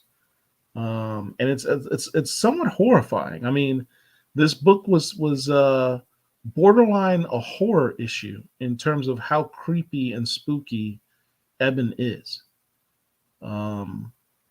My one criticism I would give of this book, if I had to give a criticism, was a shocking criticism for me, because I'm a fan of Nicholas Draper Ivy's art. I thought this book, his art style changed. I don't know if it was because he was doing more stuff involving Eben, but he has a style that primarily I've seen thus far has very clean lines. This had some of the roughest lines I'd seen, and that might be intentional due to the mood that he's trying to set. It just wasn't a style I necessarily was accustomed to or necessarily even liked. I wasn't really a big fan of the art on this issue. It wasn't a stylistic choice that I agreed with, but others may disagree. Yeah, I liked it. Nicholas Draper Ivy is an excellent artist. He's an incredible artist. I think it was more of a stylistic choice that it didn't really sit right with me. But I had an issue with the story and what happened at the end without giving any spoilers. Oh man, that was a tearjerker. That I did not like. When you read that was a tearjerker. When you read The this last issue pages in was shocking. conjunction with issue number 3, read them back to back and you see what happens. That was bothersome. But I mean, I'm liking Static overall. The story was moved along. There was action in it. Yeah. Ebon. I love the opening sequence with Blood Syndicate. That was dope. Right. That was Ebon dope. or Ebon, however you pronounce his name, his power set is really, really crazy. There's a scene in here where he does something to a bad guy where he maims him. And it's like, how does somebody in the shadows, how does he have the ability to do that along with other things that he was doing with Static? It's pretty impressive. This dude is really, really powerful. And I don't know what his weakness is, having never watched the Static Shock cartoon. I don't know this character at all other than what I see in the book. And I'm just interested in knowing more about him, learning what his powers are, how far they go, and or what his weaknesses are, if any. Yeah, he's pretty badass. Mark Robinson says, I'm surprised by how much I'm enjoying Static. When Static came out originally, that was towards the end of my original collecting days. I agree that the art in a few panels looked unfinished. Yeah, I think you said it better than I did.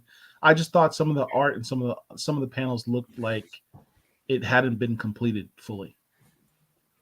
That was my only criticism of the issue. I enjoyed this issue. I think it did a lot to move the story along. It defined Eben better. It showed that he as a character is layered. I love to see villains that have motivations. I like to see what motivates the villain, and that's pretty well defined in this particular issue. And here's the thing about him in this issue specifically is like, is he really a villain? Now, he and Static are on the same side of a particular issue. It's just that Eben is willing to go to an extreme that Virgil is not willing to go to. Virgil is your prototypical hero. I may rough up the bad guy, but it's only going to go to a certain line, which I will not cross. Eben, whose goals and motivations are the exact same as Static's, but he's willing to step his whole body over the line that, Virgil won't even step up to. So, I don't know that he's really a villain, He's just a guy who's motivated, who will go that extra. For example, Wonder Woman has no problems killing anybody. She will murk somebody. But you would never view Wonder Woman as a villain. She is a heroine. She is clearly a hero. Eben could be viewed in the same vein. Or Wolverine, for that matter. Yeah. Nobody thinks that. Well, no comic book fan thinks really that Wolverine is a villain. He's just a guy who's the best there is at what he does, and what he does best is killing people. He's willing to put his life on the line to save and serve people. Well, Eben is the same way. So yeah. I'm not gonna classify him a villain as of yet. This is a dope issue. The last page was jarring, and made me feel something. I don't want to have feels, but it made me have feels, which is good writing. It was good. It was good. Someone said, Mark Roberts, Eben is more of a Magneto. Virgil came off a little soft to me. Yeah. That's a good point. The only difference is Magneto, although he was trying to, we're going to talk about race swap. I'm going to talk about a couple of things. All right. So Magneto, for those who don't know, Magneto has been an X-Men villain going back to the 1960s. Magneto was a survivor of the Holocaust. He is a Jewish character. He, in order to protect mutantdom, based on his experience as a Jew, he will go to the extreme. And by the extreme, I mean he's willing to kill anybody who is not a mutant. Okay? That kind of makes him a villain, right? I don't know that Eben is to that point yet. Going back to race swapping, an actor who I absolutely think is phenomenal is Giancarlo Esposito. For those who don't know, he was Big Brother All Might T in School Days. He's also in Better Call Saul and Breaking Bad, Gus Fring. Okay, he's also Moff Gideon in the Star Wars universe, and he is, I can't remember who he plays in The Boys, but he is a phenomenal actor.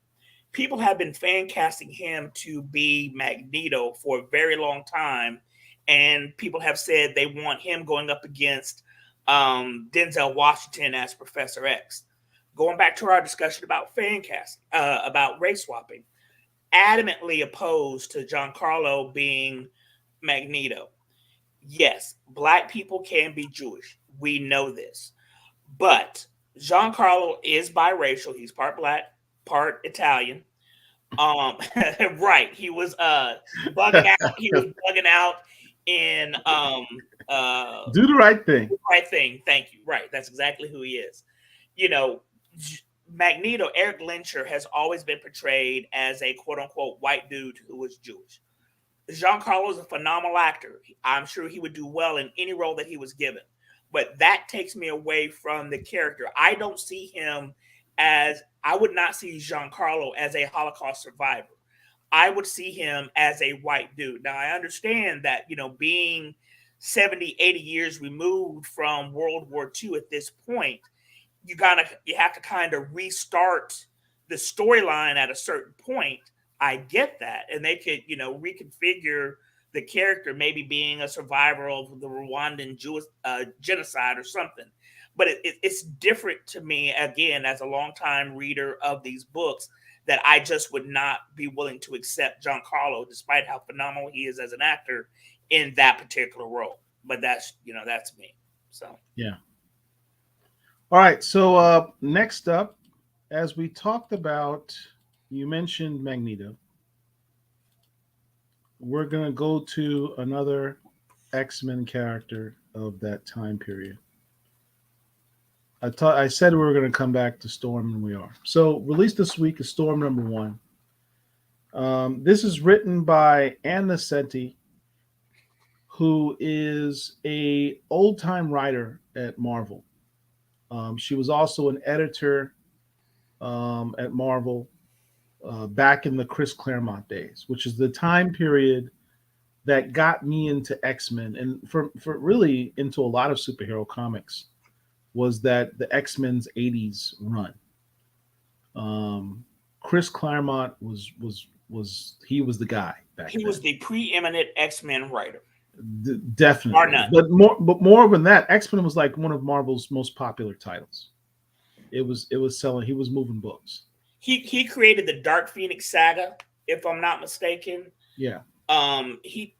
His run on X-Men was just legendary. I don't know that he's ever Stan Lee may have created the X-Men, but it was honestly Chris Claremont that defined who the X-Men were. I don't know that he ever won an Eisner, but he definitely should have been in the running back in the day due to his work on it. You know, he created Madeline Pryor, if I'm not mistaken. Just absolutely legendary run for over 10 years, I want to say. So just to give you context of where Ann Nocenti, the writer, is coming from in terms of her history with this character and these characters in general, the X-Men. This is a flashback book. It's a retro book. So it takes place back when Storm was first made leader of the X-Men. For those of you who are X-Men fans, you know that she won the leadership position in X-Men, Uncanny X-Men 201, where she defeated Cyclops in combat in the Danger Room. And I think she had no powers at the time. Correct. She'd been lost her powers.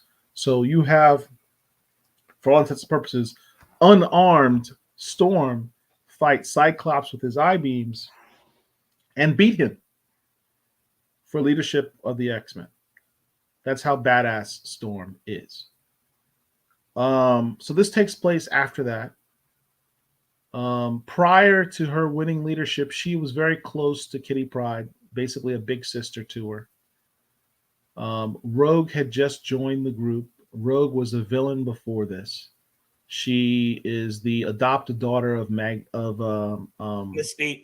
Mystique and Destiny of the Brotherhood of Evil Mutants. And she joins the X-Men, and she's kind of literally a rogue. She's the bad girl of the group. And so Kitty Pryde has some, I don't know if it's jealousy or issues with Storm being a leader, but at first, I will tell you this. At first, I did not like this book. In large part because it's a retro book. It's a Storm series that takes place in the past.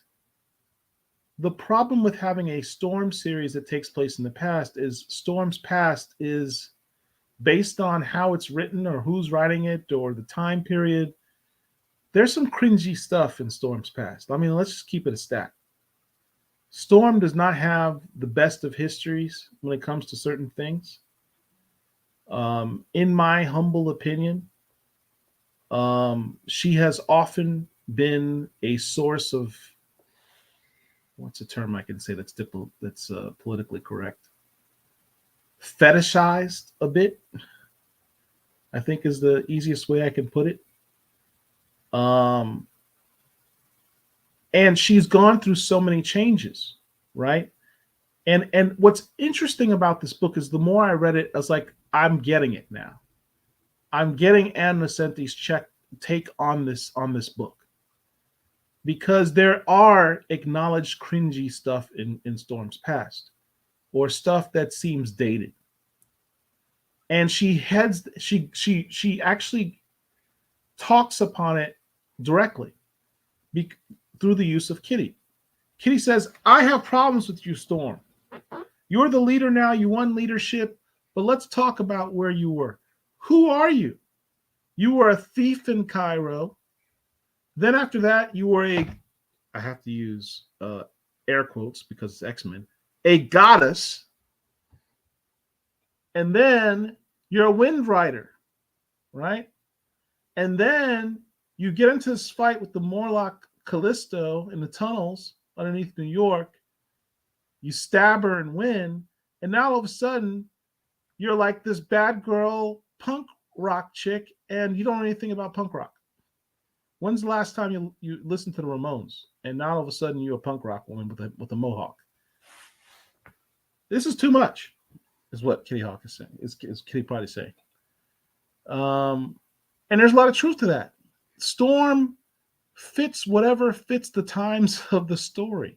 I mean, it could be argued that, you know, her history is kind of all over the place in terms of defining who she is.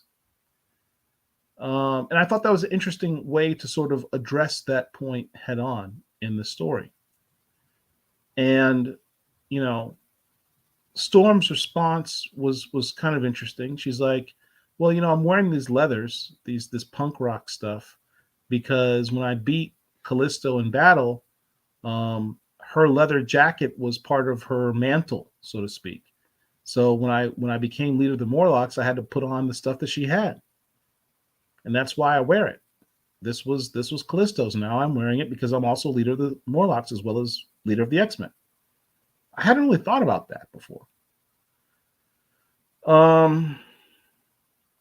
But there's an interesting scene where Xavier called Storm and says, to me, my X-Men, my Storm, do this, do that. I'm the boss. You do as I say. And she's like, yes, sir, Mr. Professor Xavier, sir. Throwback to an earlier time. Why is that important? It's important because you go to the other issue that came out just last week. The issue of X-Men Red 11. Now, once you get past Storm being on a date with her new boo thing, Craig, the astronaut or whatever, who cares? Irrelevant guy. She gets summoned by Xavier. To me, my X-Men, Storm. I'm your boss. Come to me right now. I demand you stop your date or whatever with Craig, the dude, and come to me immediately. So she's like, all right, I'll come to you. And she gives him the business. Who are you to summon me? I'm Professor Xavier. I've raised you since you're a little girl, a teenager, playing at being a goddess. Playing at being a goddess? I've had some time to think about this over the last 40 years. Real time, not Marvel continuity. You said when you first met me, Professor Xavier, and I was in Kenya with my people, that I'm not a goddess. I'm actually just a mutant. You lied. I actually am a goddess. How dare you? I want to know what's the last thing Magneto said to you. I'm not going to tell you. How dare you? I will rip it out of your mind. All right, go ahead, try. You're blocking me. How are you doing that? You're causing me to have nosebleeds, etc. I've learned a few tricks since then. I'm no longer a little girl. And guess what? I actually am a goddess because T'Challa helped reveal that to me because the writers on the Black Panther comic books are far better than the X writers, and they figured that out ahead of time. I actually am a goddess, and I know who I am, and I'm cool with who I am, and I don't need you. And by the way, stay out my head and stay out my country of Morocco. If you show up, you and me are going to have some issues. That's this issue. So I thought it was a very good comparison when you have the Storm issue showing how she used to be and how she was confused as to who she is. And you have Storm of today in X-Men Red, number 11, where she's quite more comfortable with who she is. She is better defined as to who she is. And she likes who she is.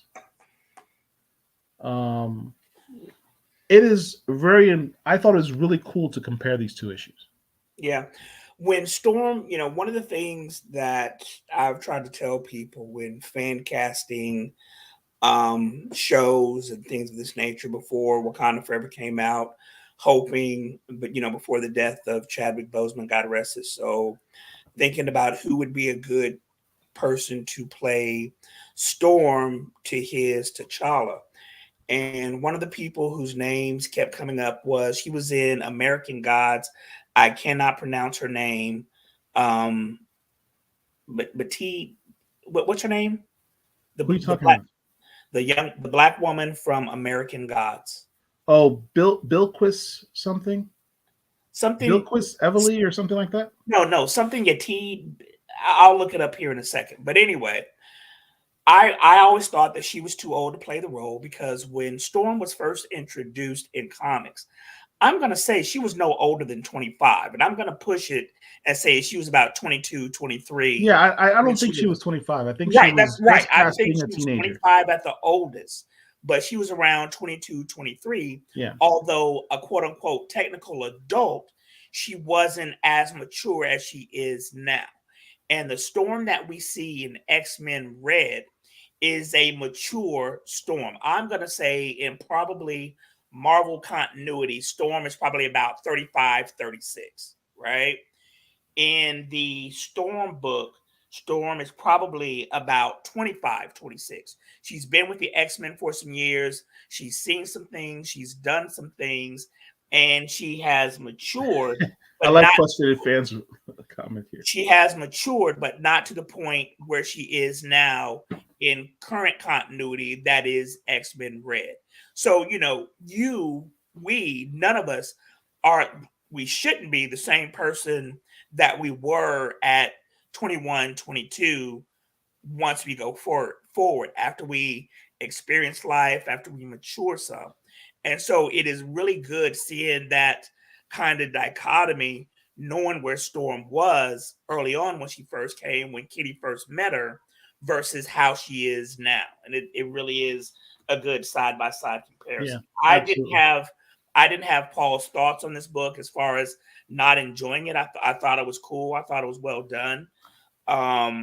They introduced a couple of new characters in the book, and I'm interested to see where this goes, especially in reference to the person who's being put out there to be a villain. This is somebody, again, this is a flashback book. So this book goes back to X-Men, around between X-Men 202 and 220, in that time period. And in our real world, we're talking 1985, 1986, in that time frame. So I think it was pretty well done. I mean, I have no issue with it. My criticism was how I felt before I read the book. Like I knew it was a flashback book, so I had some trepidation about what would transpire in the book. But after I read the book, I realized kind of the take that Anicetti was taking on it, and it was a dope book. I didn't plan on going past the first issue, but now I feel like certainly I'm going to continue with the book. Get these two, read them side by side, read them back to back. And it's good seeing her in multiple things simultaneously. Yeah. You know? Yeah. And I own all of Storm's run to date, so I can't stop not getting Storm books. It's not like she has that many runs. Next up, we are going to take another commercial break, and when we come back, we're done with our reads of the week. We're going to talk about stuff in the BLERDDOM world, stuff that's happening in movies and TV. And it's kind of interesting. 1 second.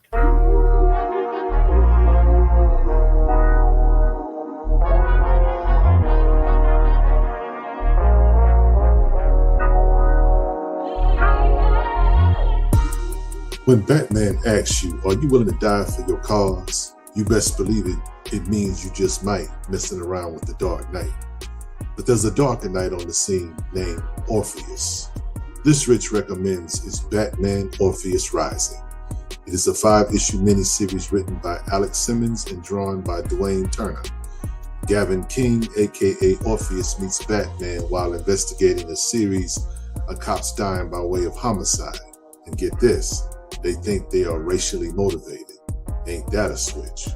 Nevertheless, all these homicides are going down, and it seems as if these cops were no man's land veterans. Check that run out too. Either way, Orpheus goes to the Hill, the place that Batman rarely goes, to confront a gang called the Deacons. In fact, you should go check out Batman the Hill for that revelation. Anyway, Batman being Batman doesn't care for vigilantes in his city that he didn't or doesn't train. The nerve. But Orpheus is just trying to give black children a black superhero. How you love that? They work it out, of course, and save the day. Side note, Orpheus does die for his cause in another tale, Batman War Games. If you like this video, please like, share, and subscribe to our YouTube channel. Until next time, peace.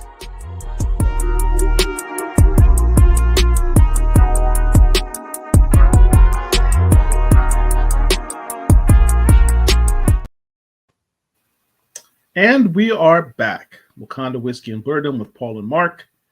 We're going to talk about what's going on in Hollywood. We just spoke earlier about the dichotomy of treatment that Black creators get in comics, where they're not offered the opportunity to do longer runs of comics to really flesh out characters and develop stories in the manner that they would like, or that certainly their contemporaries are given those opportunities. So there's some disparate treatment there. So along those lines, we have in the Hollywood perspective another example of disparate treatment of similarly situated individuals.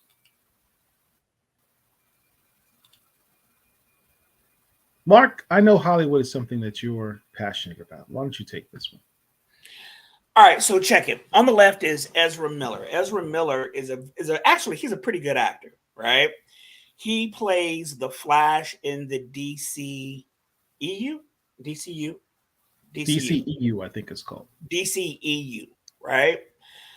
Oh, since Justice League came out, and maybe even when it was filming, so we're talking about going to 2017, he's got a history of disturbing behavior, also criminal behavior with members of the public. There's a video of him literally choking a fan. If you want to see it, just go on YouTube, pull up Ezra Miller chokes fan, right? And you will see him on camera choking somebody out.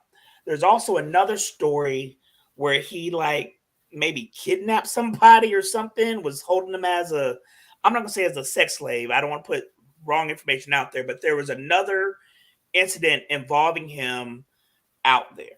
Okay. Despite all that, he's still front and center of this franchise. His movie is getting ready to come out. I've seen trailers for it. I went to go see Guardians of the Galaxy the other day. They played a trailer of it. Not gonna lie, the movie looks phenomenal.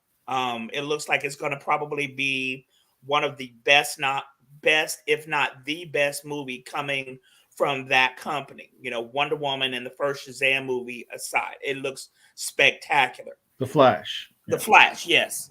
And basically, you have the Flashpoint paradox, which was in the comics and was part of a cartoon. There was a DC animated universe, DCAU, and one of the first movies was the Flashpoint paradox. In that storyline, the Flash is an orphan. His mother, but not really an orphan, but his mother was killed. His father was blamed for it, and the father went to prison. Well, in Flashpoint Paradox, Barry went back in time to save his mother. When he saved his mother, that one little incident had a butterfly effect where it changed the entirety of his present, where, you know, Atlantis was at war with the Amazonians. It was just a complete mess, right? That's what the movie is going to be about. Well, there wasn't huge.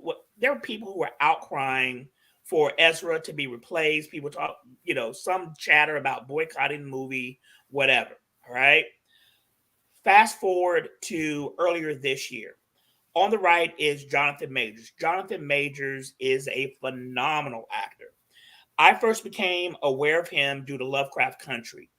The first time I remember seeing him was in the movie The Five Bloods, which was one of Chadwick Boseman, God rest his soul's, last film.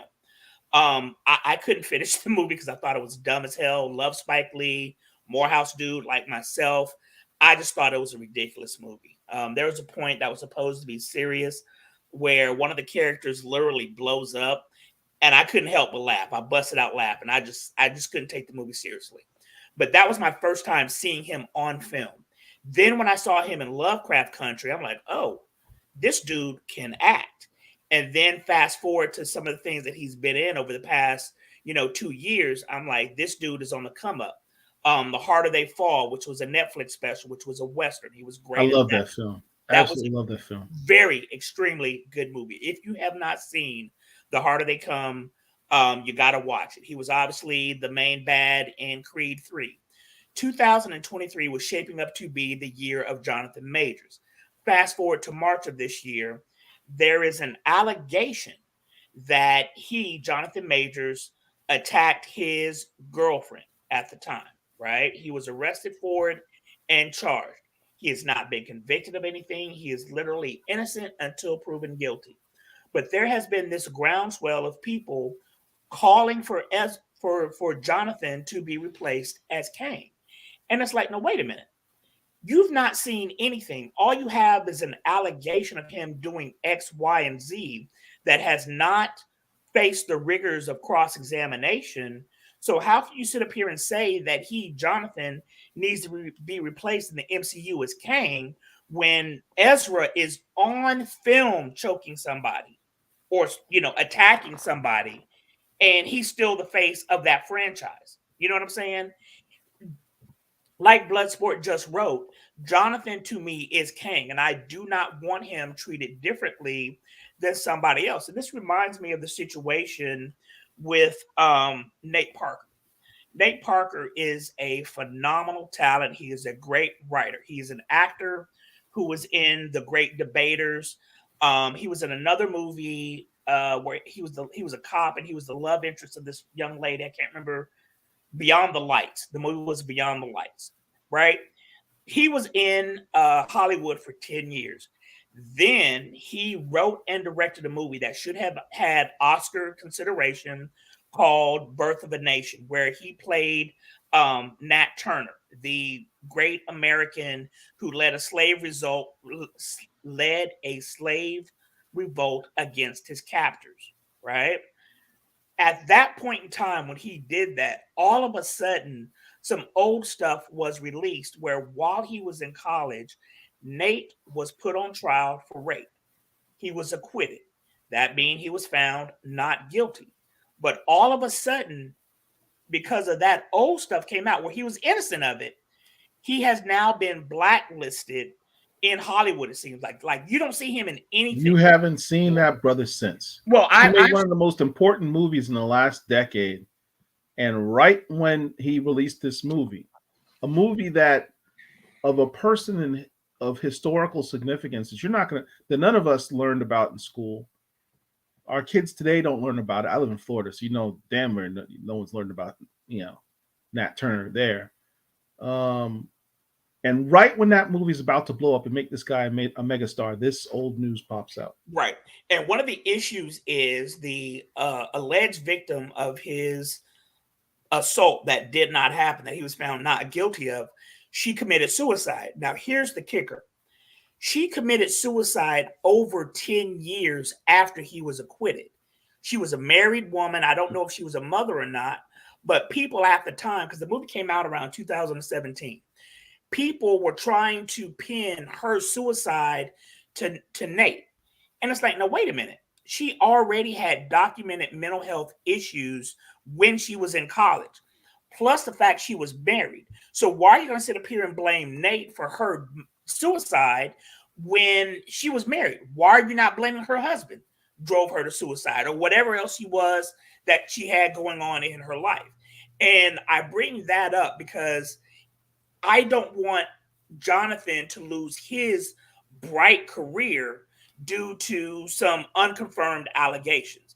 Now, if we see video, in short, you don't want him to get Nate Parkered.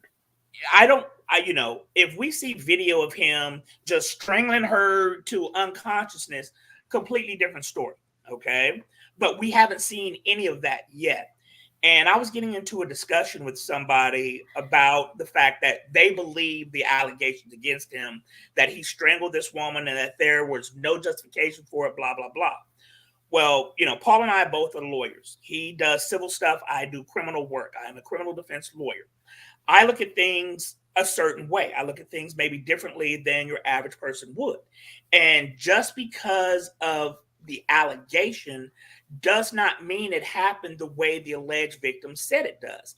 And I brought up to this person who I was discussing this with on social media that I have personal experience with that, because just in January, I defended a guy who was accused of strangling his then girlfriend, and he was charged with felonies. Well, after the jury heard the evidence, after they heard, her side of things and being questioned by me, they found my client not guilty of what he was charged with, namely choking her. So I bring that up to say, just because that is on a document, just because that's what he's been charged with, just because that's in a police report, that does not mean that Jonathan had actually done that, or that there are things that we don't know about that incident. And I hate that people have jumped to conclusions about this man and think that he should therefore lose his career over this unfounded allegation, which it is at this point. And that's what really bothers me, because that didn't happen to Ezra Miller. So, and we've got proof of that. You know what I'm saying? So why is it now happening to Jonathan Majors? This year and, the next few years was shaping up to be the Jonathan Major universe, because he had like 3 movies back to back to back. He had, Dedication, the airplane movie where he was the pilot, which was not a good movie. He had Into the Quantum Verse, the Ant-Man movie, and Creed 3. That's 3 big movies back to back to back, as well as he had the Army commercials that were going on. And all of that went away because of this, at this point, unfounded allegation. I don't know if he did it or he didn't, but I think that people have jumped to conclusions just because there is an allegation. This isn't an R. Kelly situation where we have literally decades of evidence and civil suits and a marriage to Aaliyah and underage Aaliyah, where we know that R. Kelly was doing what he was doing. We don't have that with Jonathan Majors. You know, there were supposedly women coming out of the woodwork saying, oh, yeah, he did this to me, blah, blah, blah. Well, yeah, no. Where are the police reports? Where's the evidence of that? You know, it seems like people are jumping on to try to get some type of payday. You know, so that's my take on it. C. Cole says Nate has 6 projects coming up, and like Michael B. Jordan, the stuff he is producing on his own. And it's not going to go anywhere. There was a movie that he did, which was pretty good, where it was kind of like a John Q situation, where he, Nate, along with some other people, took over a police station. I can't remember what the premise of the movie was. I saw it on like Netflix or something streaming, and it was actually a pretty good movie. Right. But because he's somewhat been blacklisted, he's not getting the Hollywood fanfare that he was before. Mark Robinson says, what bothers me is that corroborating statement of the Uber driver that said that the girlfriend was hitting Majors and she was acting irrationally. I've not seen any police reports. I don't know if that's fact or not, Mark. I'm not questioning you believe what that says. I'm not questioning that at all. But, you know, let it come out in court before you throw this man's career away, you know? Yeah. Solidarity? Was that it? Somebody about Nate Parker saying, like, the movie was actually pretty good. I just don't remember the name of it. But Birth of a Nate, but for the allegation, let me rephrase that. But for people bringing up old stuff about Nate Parker that he was found innocent of, he went to trial and was acquitted. He was not guilty. But for that old stuff being brought up, it is my fervent belief that Birth of a Nation should have garnered Oscar nominations for Best Picture, Best Director, Best Screenplay, and Best Actor. It should have had at least 4 Oscar nominations, but it got nothing because of that old stuff. And I think it was unfair to Nate, and I don't want this same thing to happen to Jonathan. So switching gears, we also have coming up Across the Spider-Verse, my man Miles Morales. It's interesting. I like Miles Morales. I know. I just did a tirade about race swapping characters and temporary representation. But hear me out. This wasn't Miles's inclusion into comics was a unique one.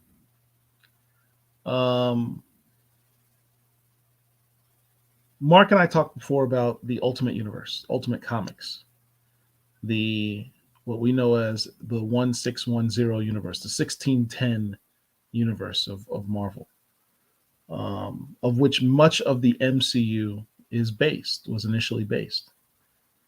Miles Morales, let's go back a little further. When the Ultimate Universe started, the premier comic book was Ultimate Spider-Man. It was a re-envisioning of Peter Parker as a teenager for the modern era. Tom Holland, who you see in the comic books, in fact, I would even go so far as to say, when did the Ultimate Universe start? Did it start in 2000 or before that? No, it was like around 2001, 2002. Yeah, suffice it to say, it was around the same time as the first Spider-Man movie, maybe right after the first Spider-Man movie with Tobey Maguire. Certainly before the Andy Garfield version of Spider-Man. But in short, one of the criticisms, Spider-Man was at his best when he was a teenager. So they re-envisioned a world where Spider-Man was a teenager again. 2002. The Ultimates, the first, I'm sorry to interrupt you, I apologize, but the first Ultimates book was in 2002, and that started the whole Ultimates universe. And the Spider-Man movie came out in 2000, I believe, right? One. 2000. Well, actually, it may come out in 2002 because it was after 2001. Because in the very first trailer for it, they had a big spider web in between the Twin Towers, and they had to change the promotion for it once the Twin Towers came down. So the movie was probably released around the spring of 2002.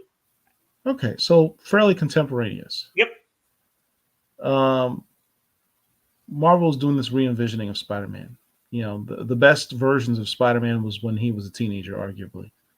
Excuse me real quick. Ultimate Spider-Man, I apologize. Ultimate Spider-Man predates the Ultimates. Ultimate Spider-Man came out in 2000. So it predated the Sam Raimi Spider universe. Yep. Yeah. So, you know, predated Marvel's, the MCU's Spider-Man. Okay. Fully.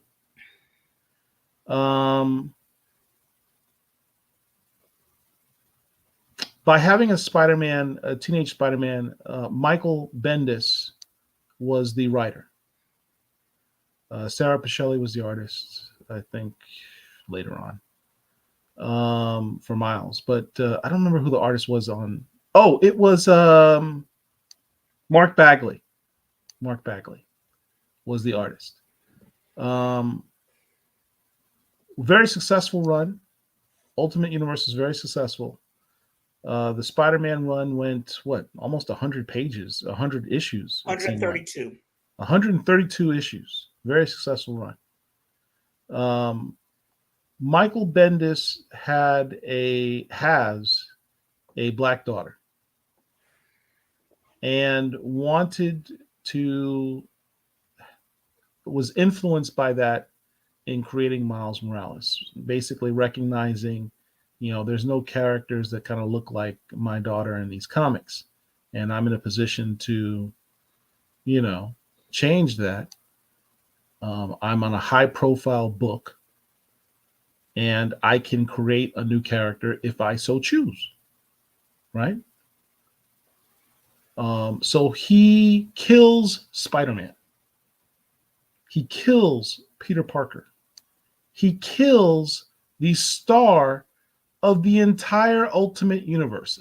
It was a big deal at the time because the Ultimate Universe was a very successful universe at Marvel. And Spider-Man was the chief book. Subsequent to that would be the Ultimates, which is like their version of the Avengers. But Spider-Man was the main book of the Ultimate Universe. They killed their main guy. And Miles Morales, who got his powers, witnessed Peter Parker sacrifice himself, and that's what inspired him. That was his Uncle Ben moment to become a superhero and take up the mantle of being Spider-Man.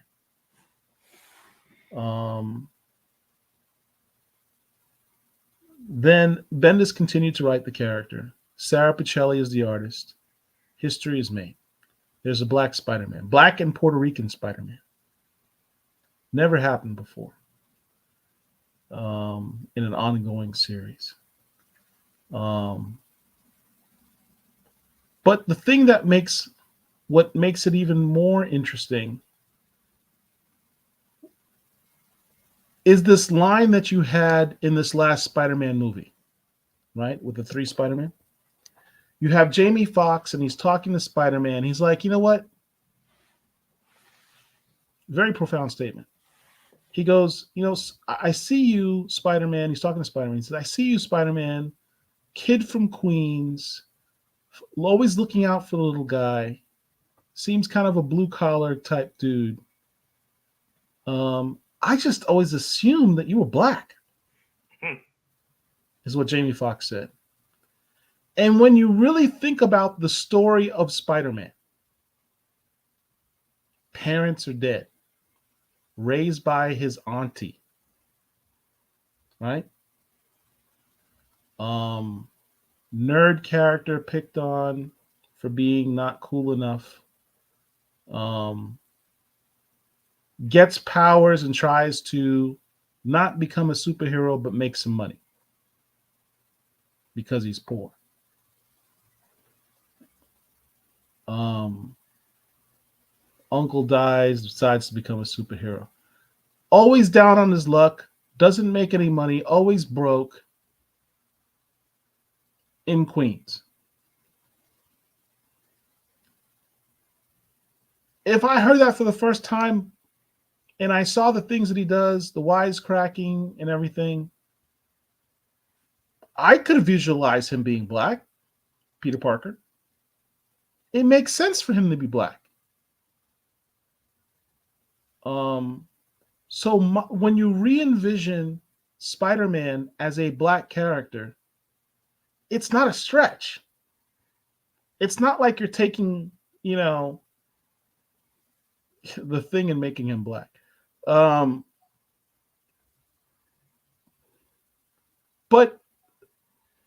so from that perspective, Peter Parker works as a black person. But here's the thing. This is why it's not race swapping. Peter Parker and Miles Morales are two completely different guys. Their backgrounds are different. Miles Morales has a mom and dad. He's not from a broken home. His parents aren't dead. He's got a multi-ethnic background. He lives in Brooklyn, not Queens.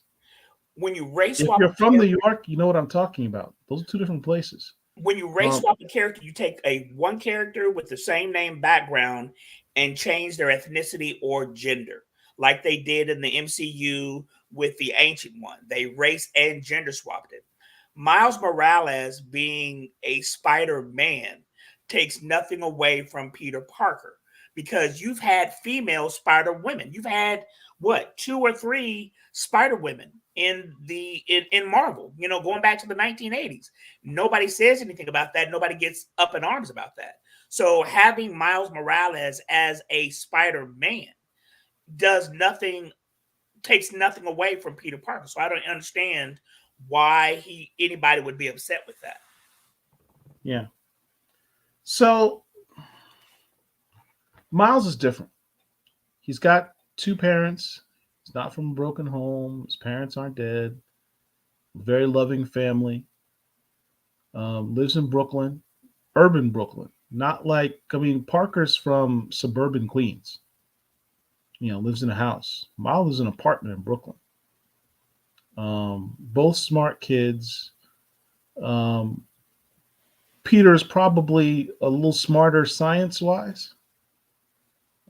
Because he's literally a genius who invented his own web shooters and what have you. Miles didn't invent the web shooters. He got the design from Peter Parker. But Miles has more,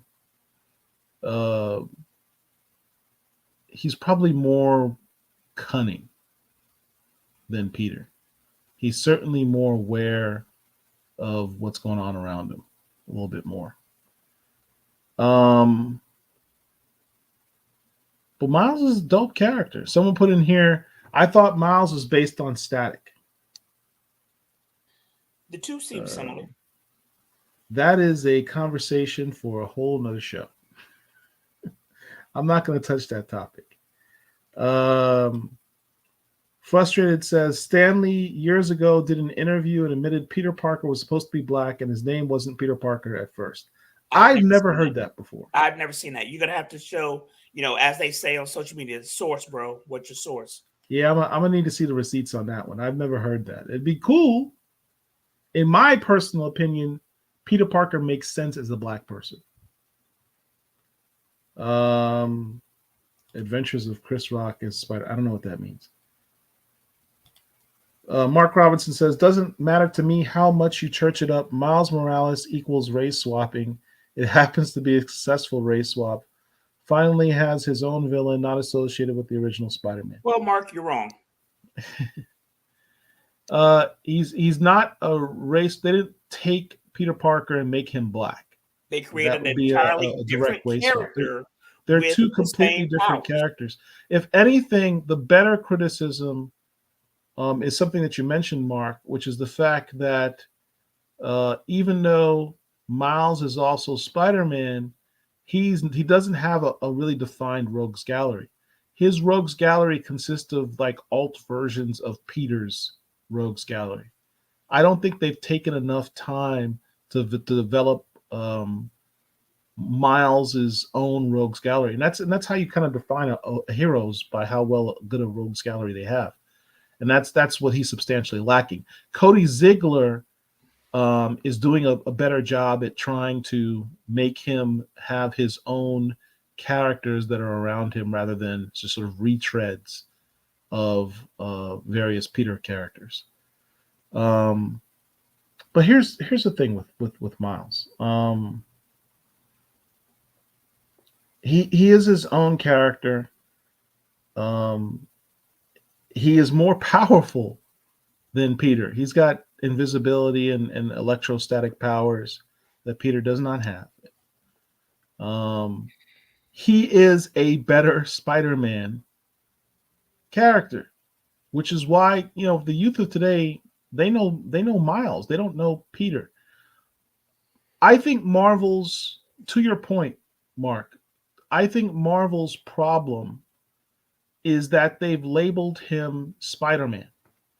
Honestly, he's such a good character and is so better defined. I think he should have had his own name. It's a problem when the character has to be called Miles Morales and not Spider-Man. Just like John Stewart.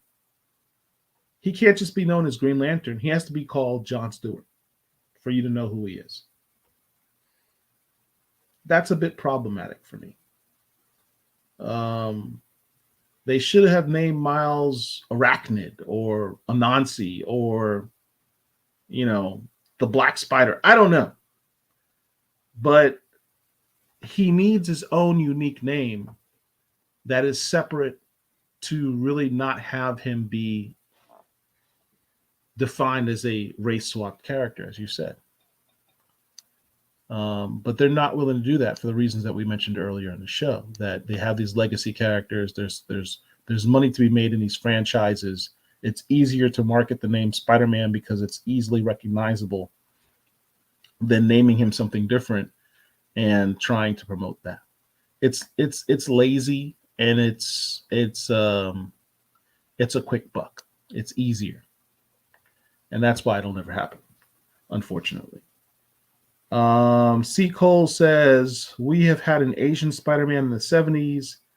Miguel was Spider-Man 2. That's correct. Miguel O'Hara, the Spider-Man Spider-Man 2099. 2099, was our first Latinx Spider-Man. Mike Carson says, don't let Richard see that comment. Mark Robinson says, I respectfully disagree with the both of you. Well, it happens. Would we care about Miles if he wasn't Spider-Man? I think the point I just made is yes. I wish they would make Miles a different character. I think he should be Anansi. Marvel's Anansi. We care about Dick Grayson, even though he came up underneath Bruce Wayne, but he has his own identity. Right. Perfect so example. The whole thing would have been the same for Miles Morales, even if he had a different name besides Spider-Man. Right. The Dick Grayson Nightwing is a perfect example. They gave him a completely different name, and now he's a completely different character. It's not a difficult fix, and it's not unprecedented. In Stack's case, most called him the 90s generation of Spider-Man in the vein of Steve Ditko's version. Yeah. That's why the Ultimate Spider-Man was so popular. Dion says, I'd say Miles is the number 2 most popular black superhero after Black Panther. I would disagree with you that right now Miles is probably more popular because the last iteration of the Black Panther comic was not good at all. Maybe you're thinking that Black Panther is more popular because of the fact of the movies, but most I think that's what Dion's referring to. Of MCU fans are not comic book fans, and I bet you that number is higher. I think that's what Dion's probably alluding to is casual. Amongst casual fans, he's a more popular character, and I would agree with him. And it's only if so, it's only because of the movie. Dion also says there's nothing wrong with being a legacy character. We like what we like. The proof is in the box office and sales numbers. Thank you, Dion. I saw the first Spider-Man, Into the Spider-Verse movie. I'm gonna be honest with you. I saw it after it had been out a couple of weeks, I think, and I was getting all this hype about it, and I was going in, I think, expecting to be blown away, and I wasn't. It was cool. I enjoyed it. I didn't think it sucked, but I didn't have the same impression of the movie that a lot of people did who just thought it was the best thing ever. It was I wouldn't cool. say it's the best thing ever, but I would say it's the best Spider-Man movie I've ever seen. That's And just me a personally. lot of people think that. For me personally, Spider-Man 2 is the best. The Tobey Maguire Spider-Man 2 with Doc Ock is to me the best Spider-Man movie. Again, I enjoyed the animated version. I thought it was cool. I thought it was unique. But it C. Cole says he has a different name in the Spidey and Friends kid show. What's the name? I've never I heard of have it. no idea. Mark Robinson, at least with Green Lantern, it's the ring. The ring makes you a Green Lantern.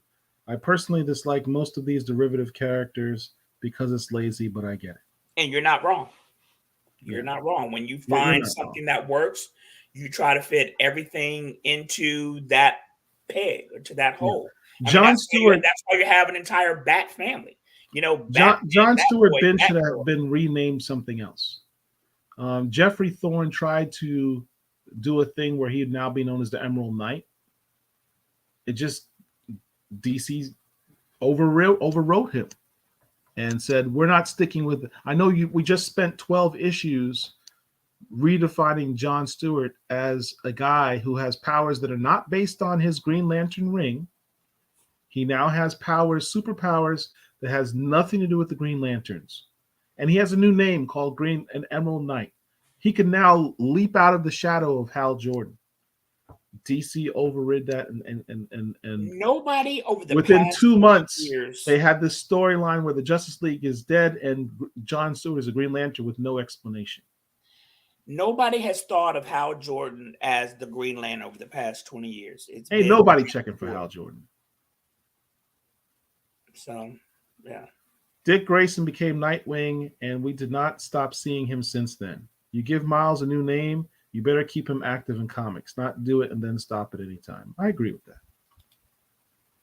Pericles Dragon Balls. He was called Kid Arachnid on the Ultimate Spider-Man animated series. He's called Spin on Spidey and Friends. Spin. Which is the better alternative name? I don't like I don't know either one of about Kid Arachnid. I Maybe don't like just either calling one him of those. Arachnid. Spin, I So don't know. I must be behind because I don't recall him making a. I take that back. I do. I do remember that. Yeah, I do. I do. You recall him being called Spin and Kid Arachnid? No, no, no, no, no. I remember. I was about to say I don't recall Miles making an appearance in the animated Spider-Man, but then I had to think about it, and I Oh yeah, do. he's been in lots of Spider-Man cartoons. Speaking of the whole Spider-Man or whatever, I'm going to go back to the 1990s or maybe early 2000s Spider-Man animated series. They did a whole multiverse storyline way back then, and they did it extremely well. That multi-episode universal storyline where Peter Parker was jumping universes was extremely well done. It was really really good. I don't really have much left else. You had something about super people?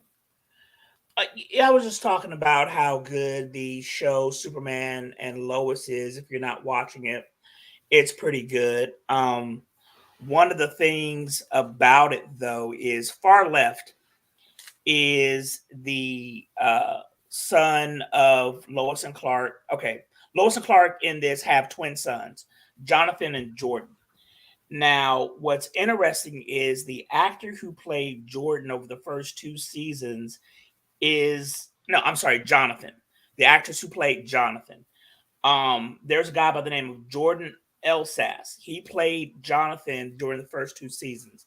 He literally had to take a mental health break, and they basically recast his role with an actor by the name of Michael Bishop. And I bring that up to say this: they need to recast T'Challa. It's unfortunate that Chadwick Boseman died. We were all sad about it, but it made absolutely zero sense for the writer to kill off the character who is the main character in this series and not have given him a full narrative arc. There are many ways that they could have told the story as to why T'Challa was not in Black Panther 2 other than killing him. And so, we've got example after example. We've mentioned it here before. They need to recast T'Challa. And that's all I'll say about that.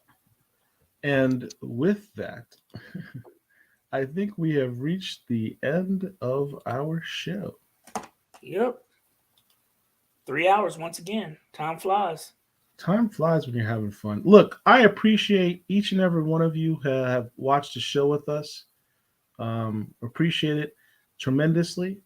We do this for all of you.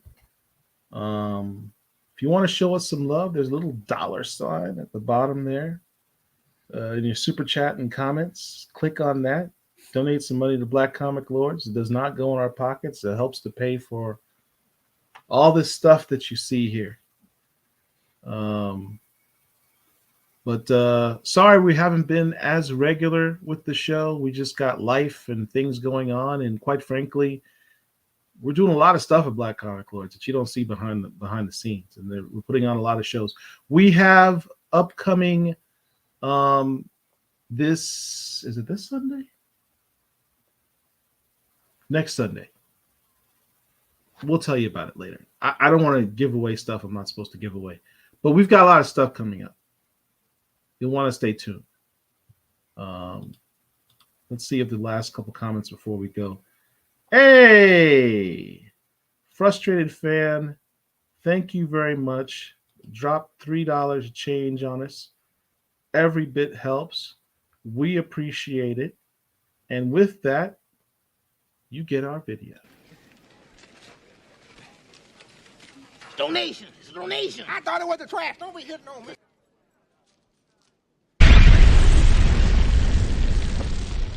Thank you.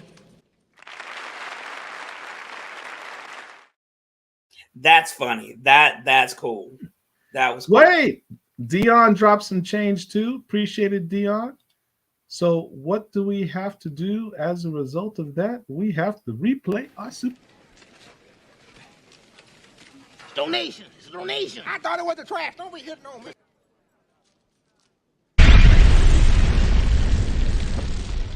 Thank you. That's really funny. That's creative. That was funny. Thank you. Hope you don't get a copyright notice. Yeah, I know, right? Jesus. These guys are way too serious with this stuff. Anything else? Any closing remarks? No, just see you next time, whenever that may be. I don't even know how to get us out of this thing. I don't normally do this stuff. For But those who joined us and for those who will watch later on, thank you very much. I mean, there are plenty of things that you could be out doing on a Friday night, but you're spending it with two old guys sitting up here talking comic books, watching us drink whiskey, and it's appreciated. Thank you very much. You guys finish the last of my whiskey.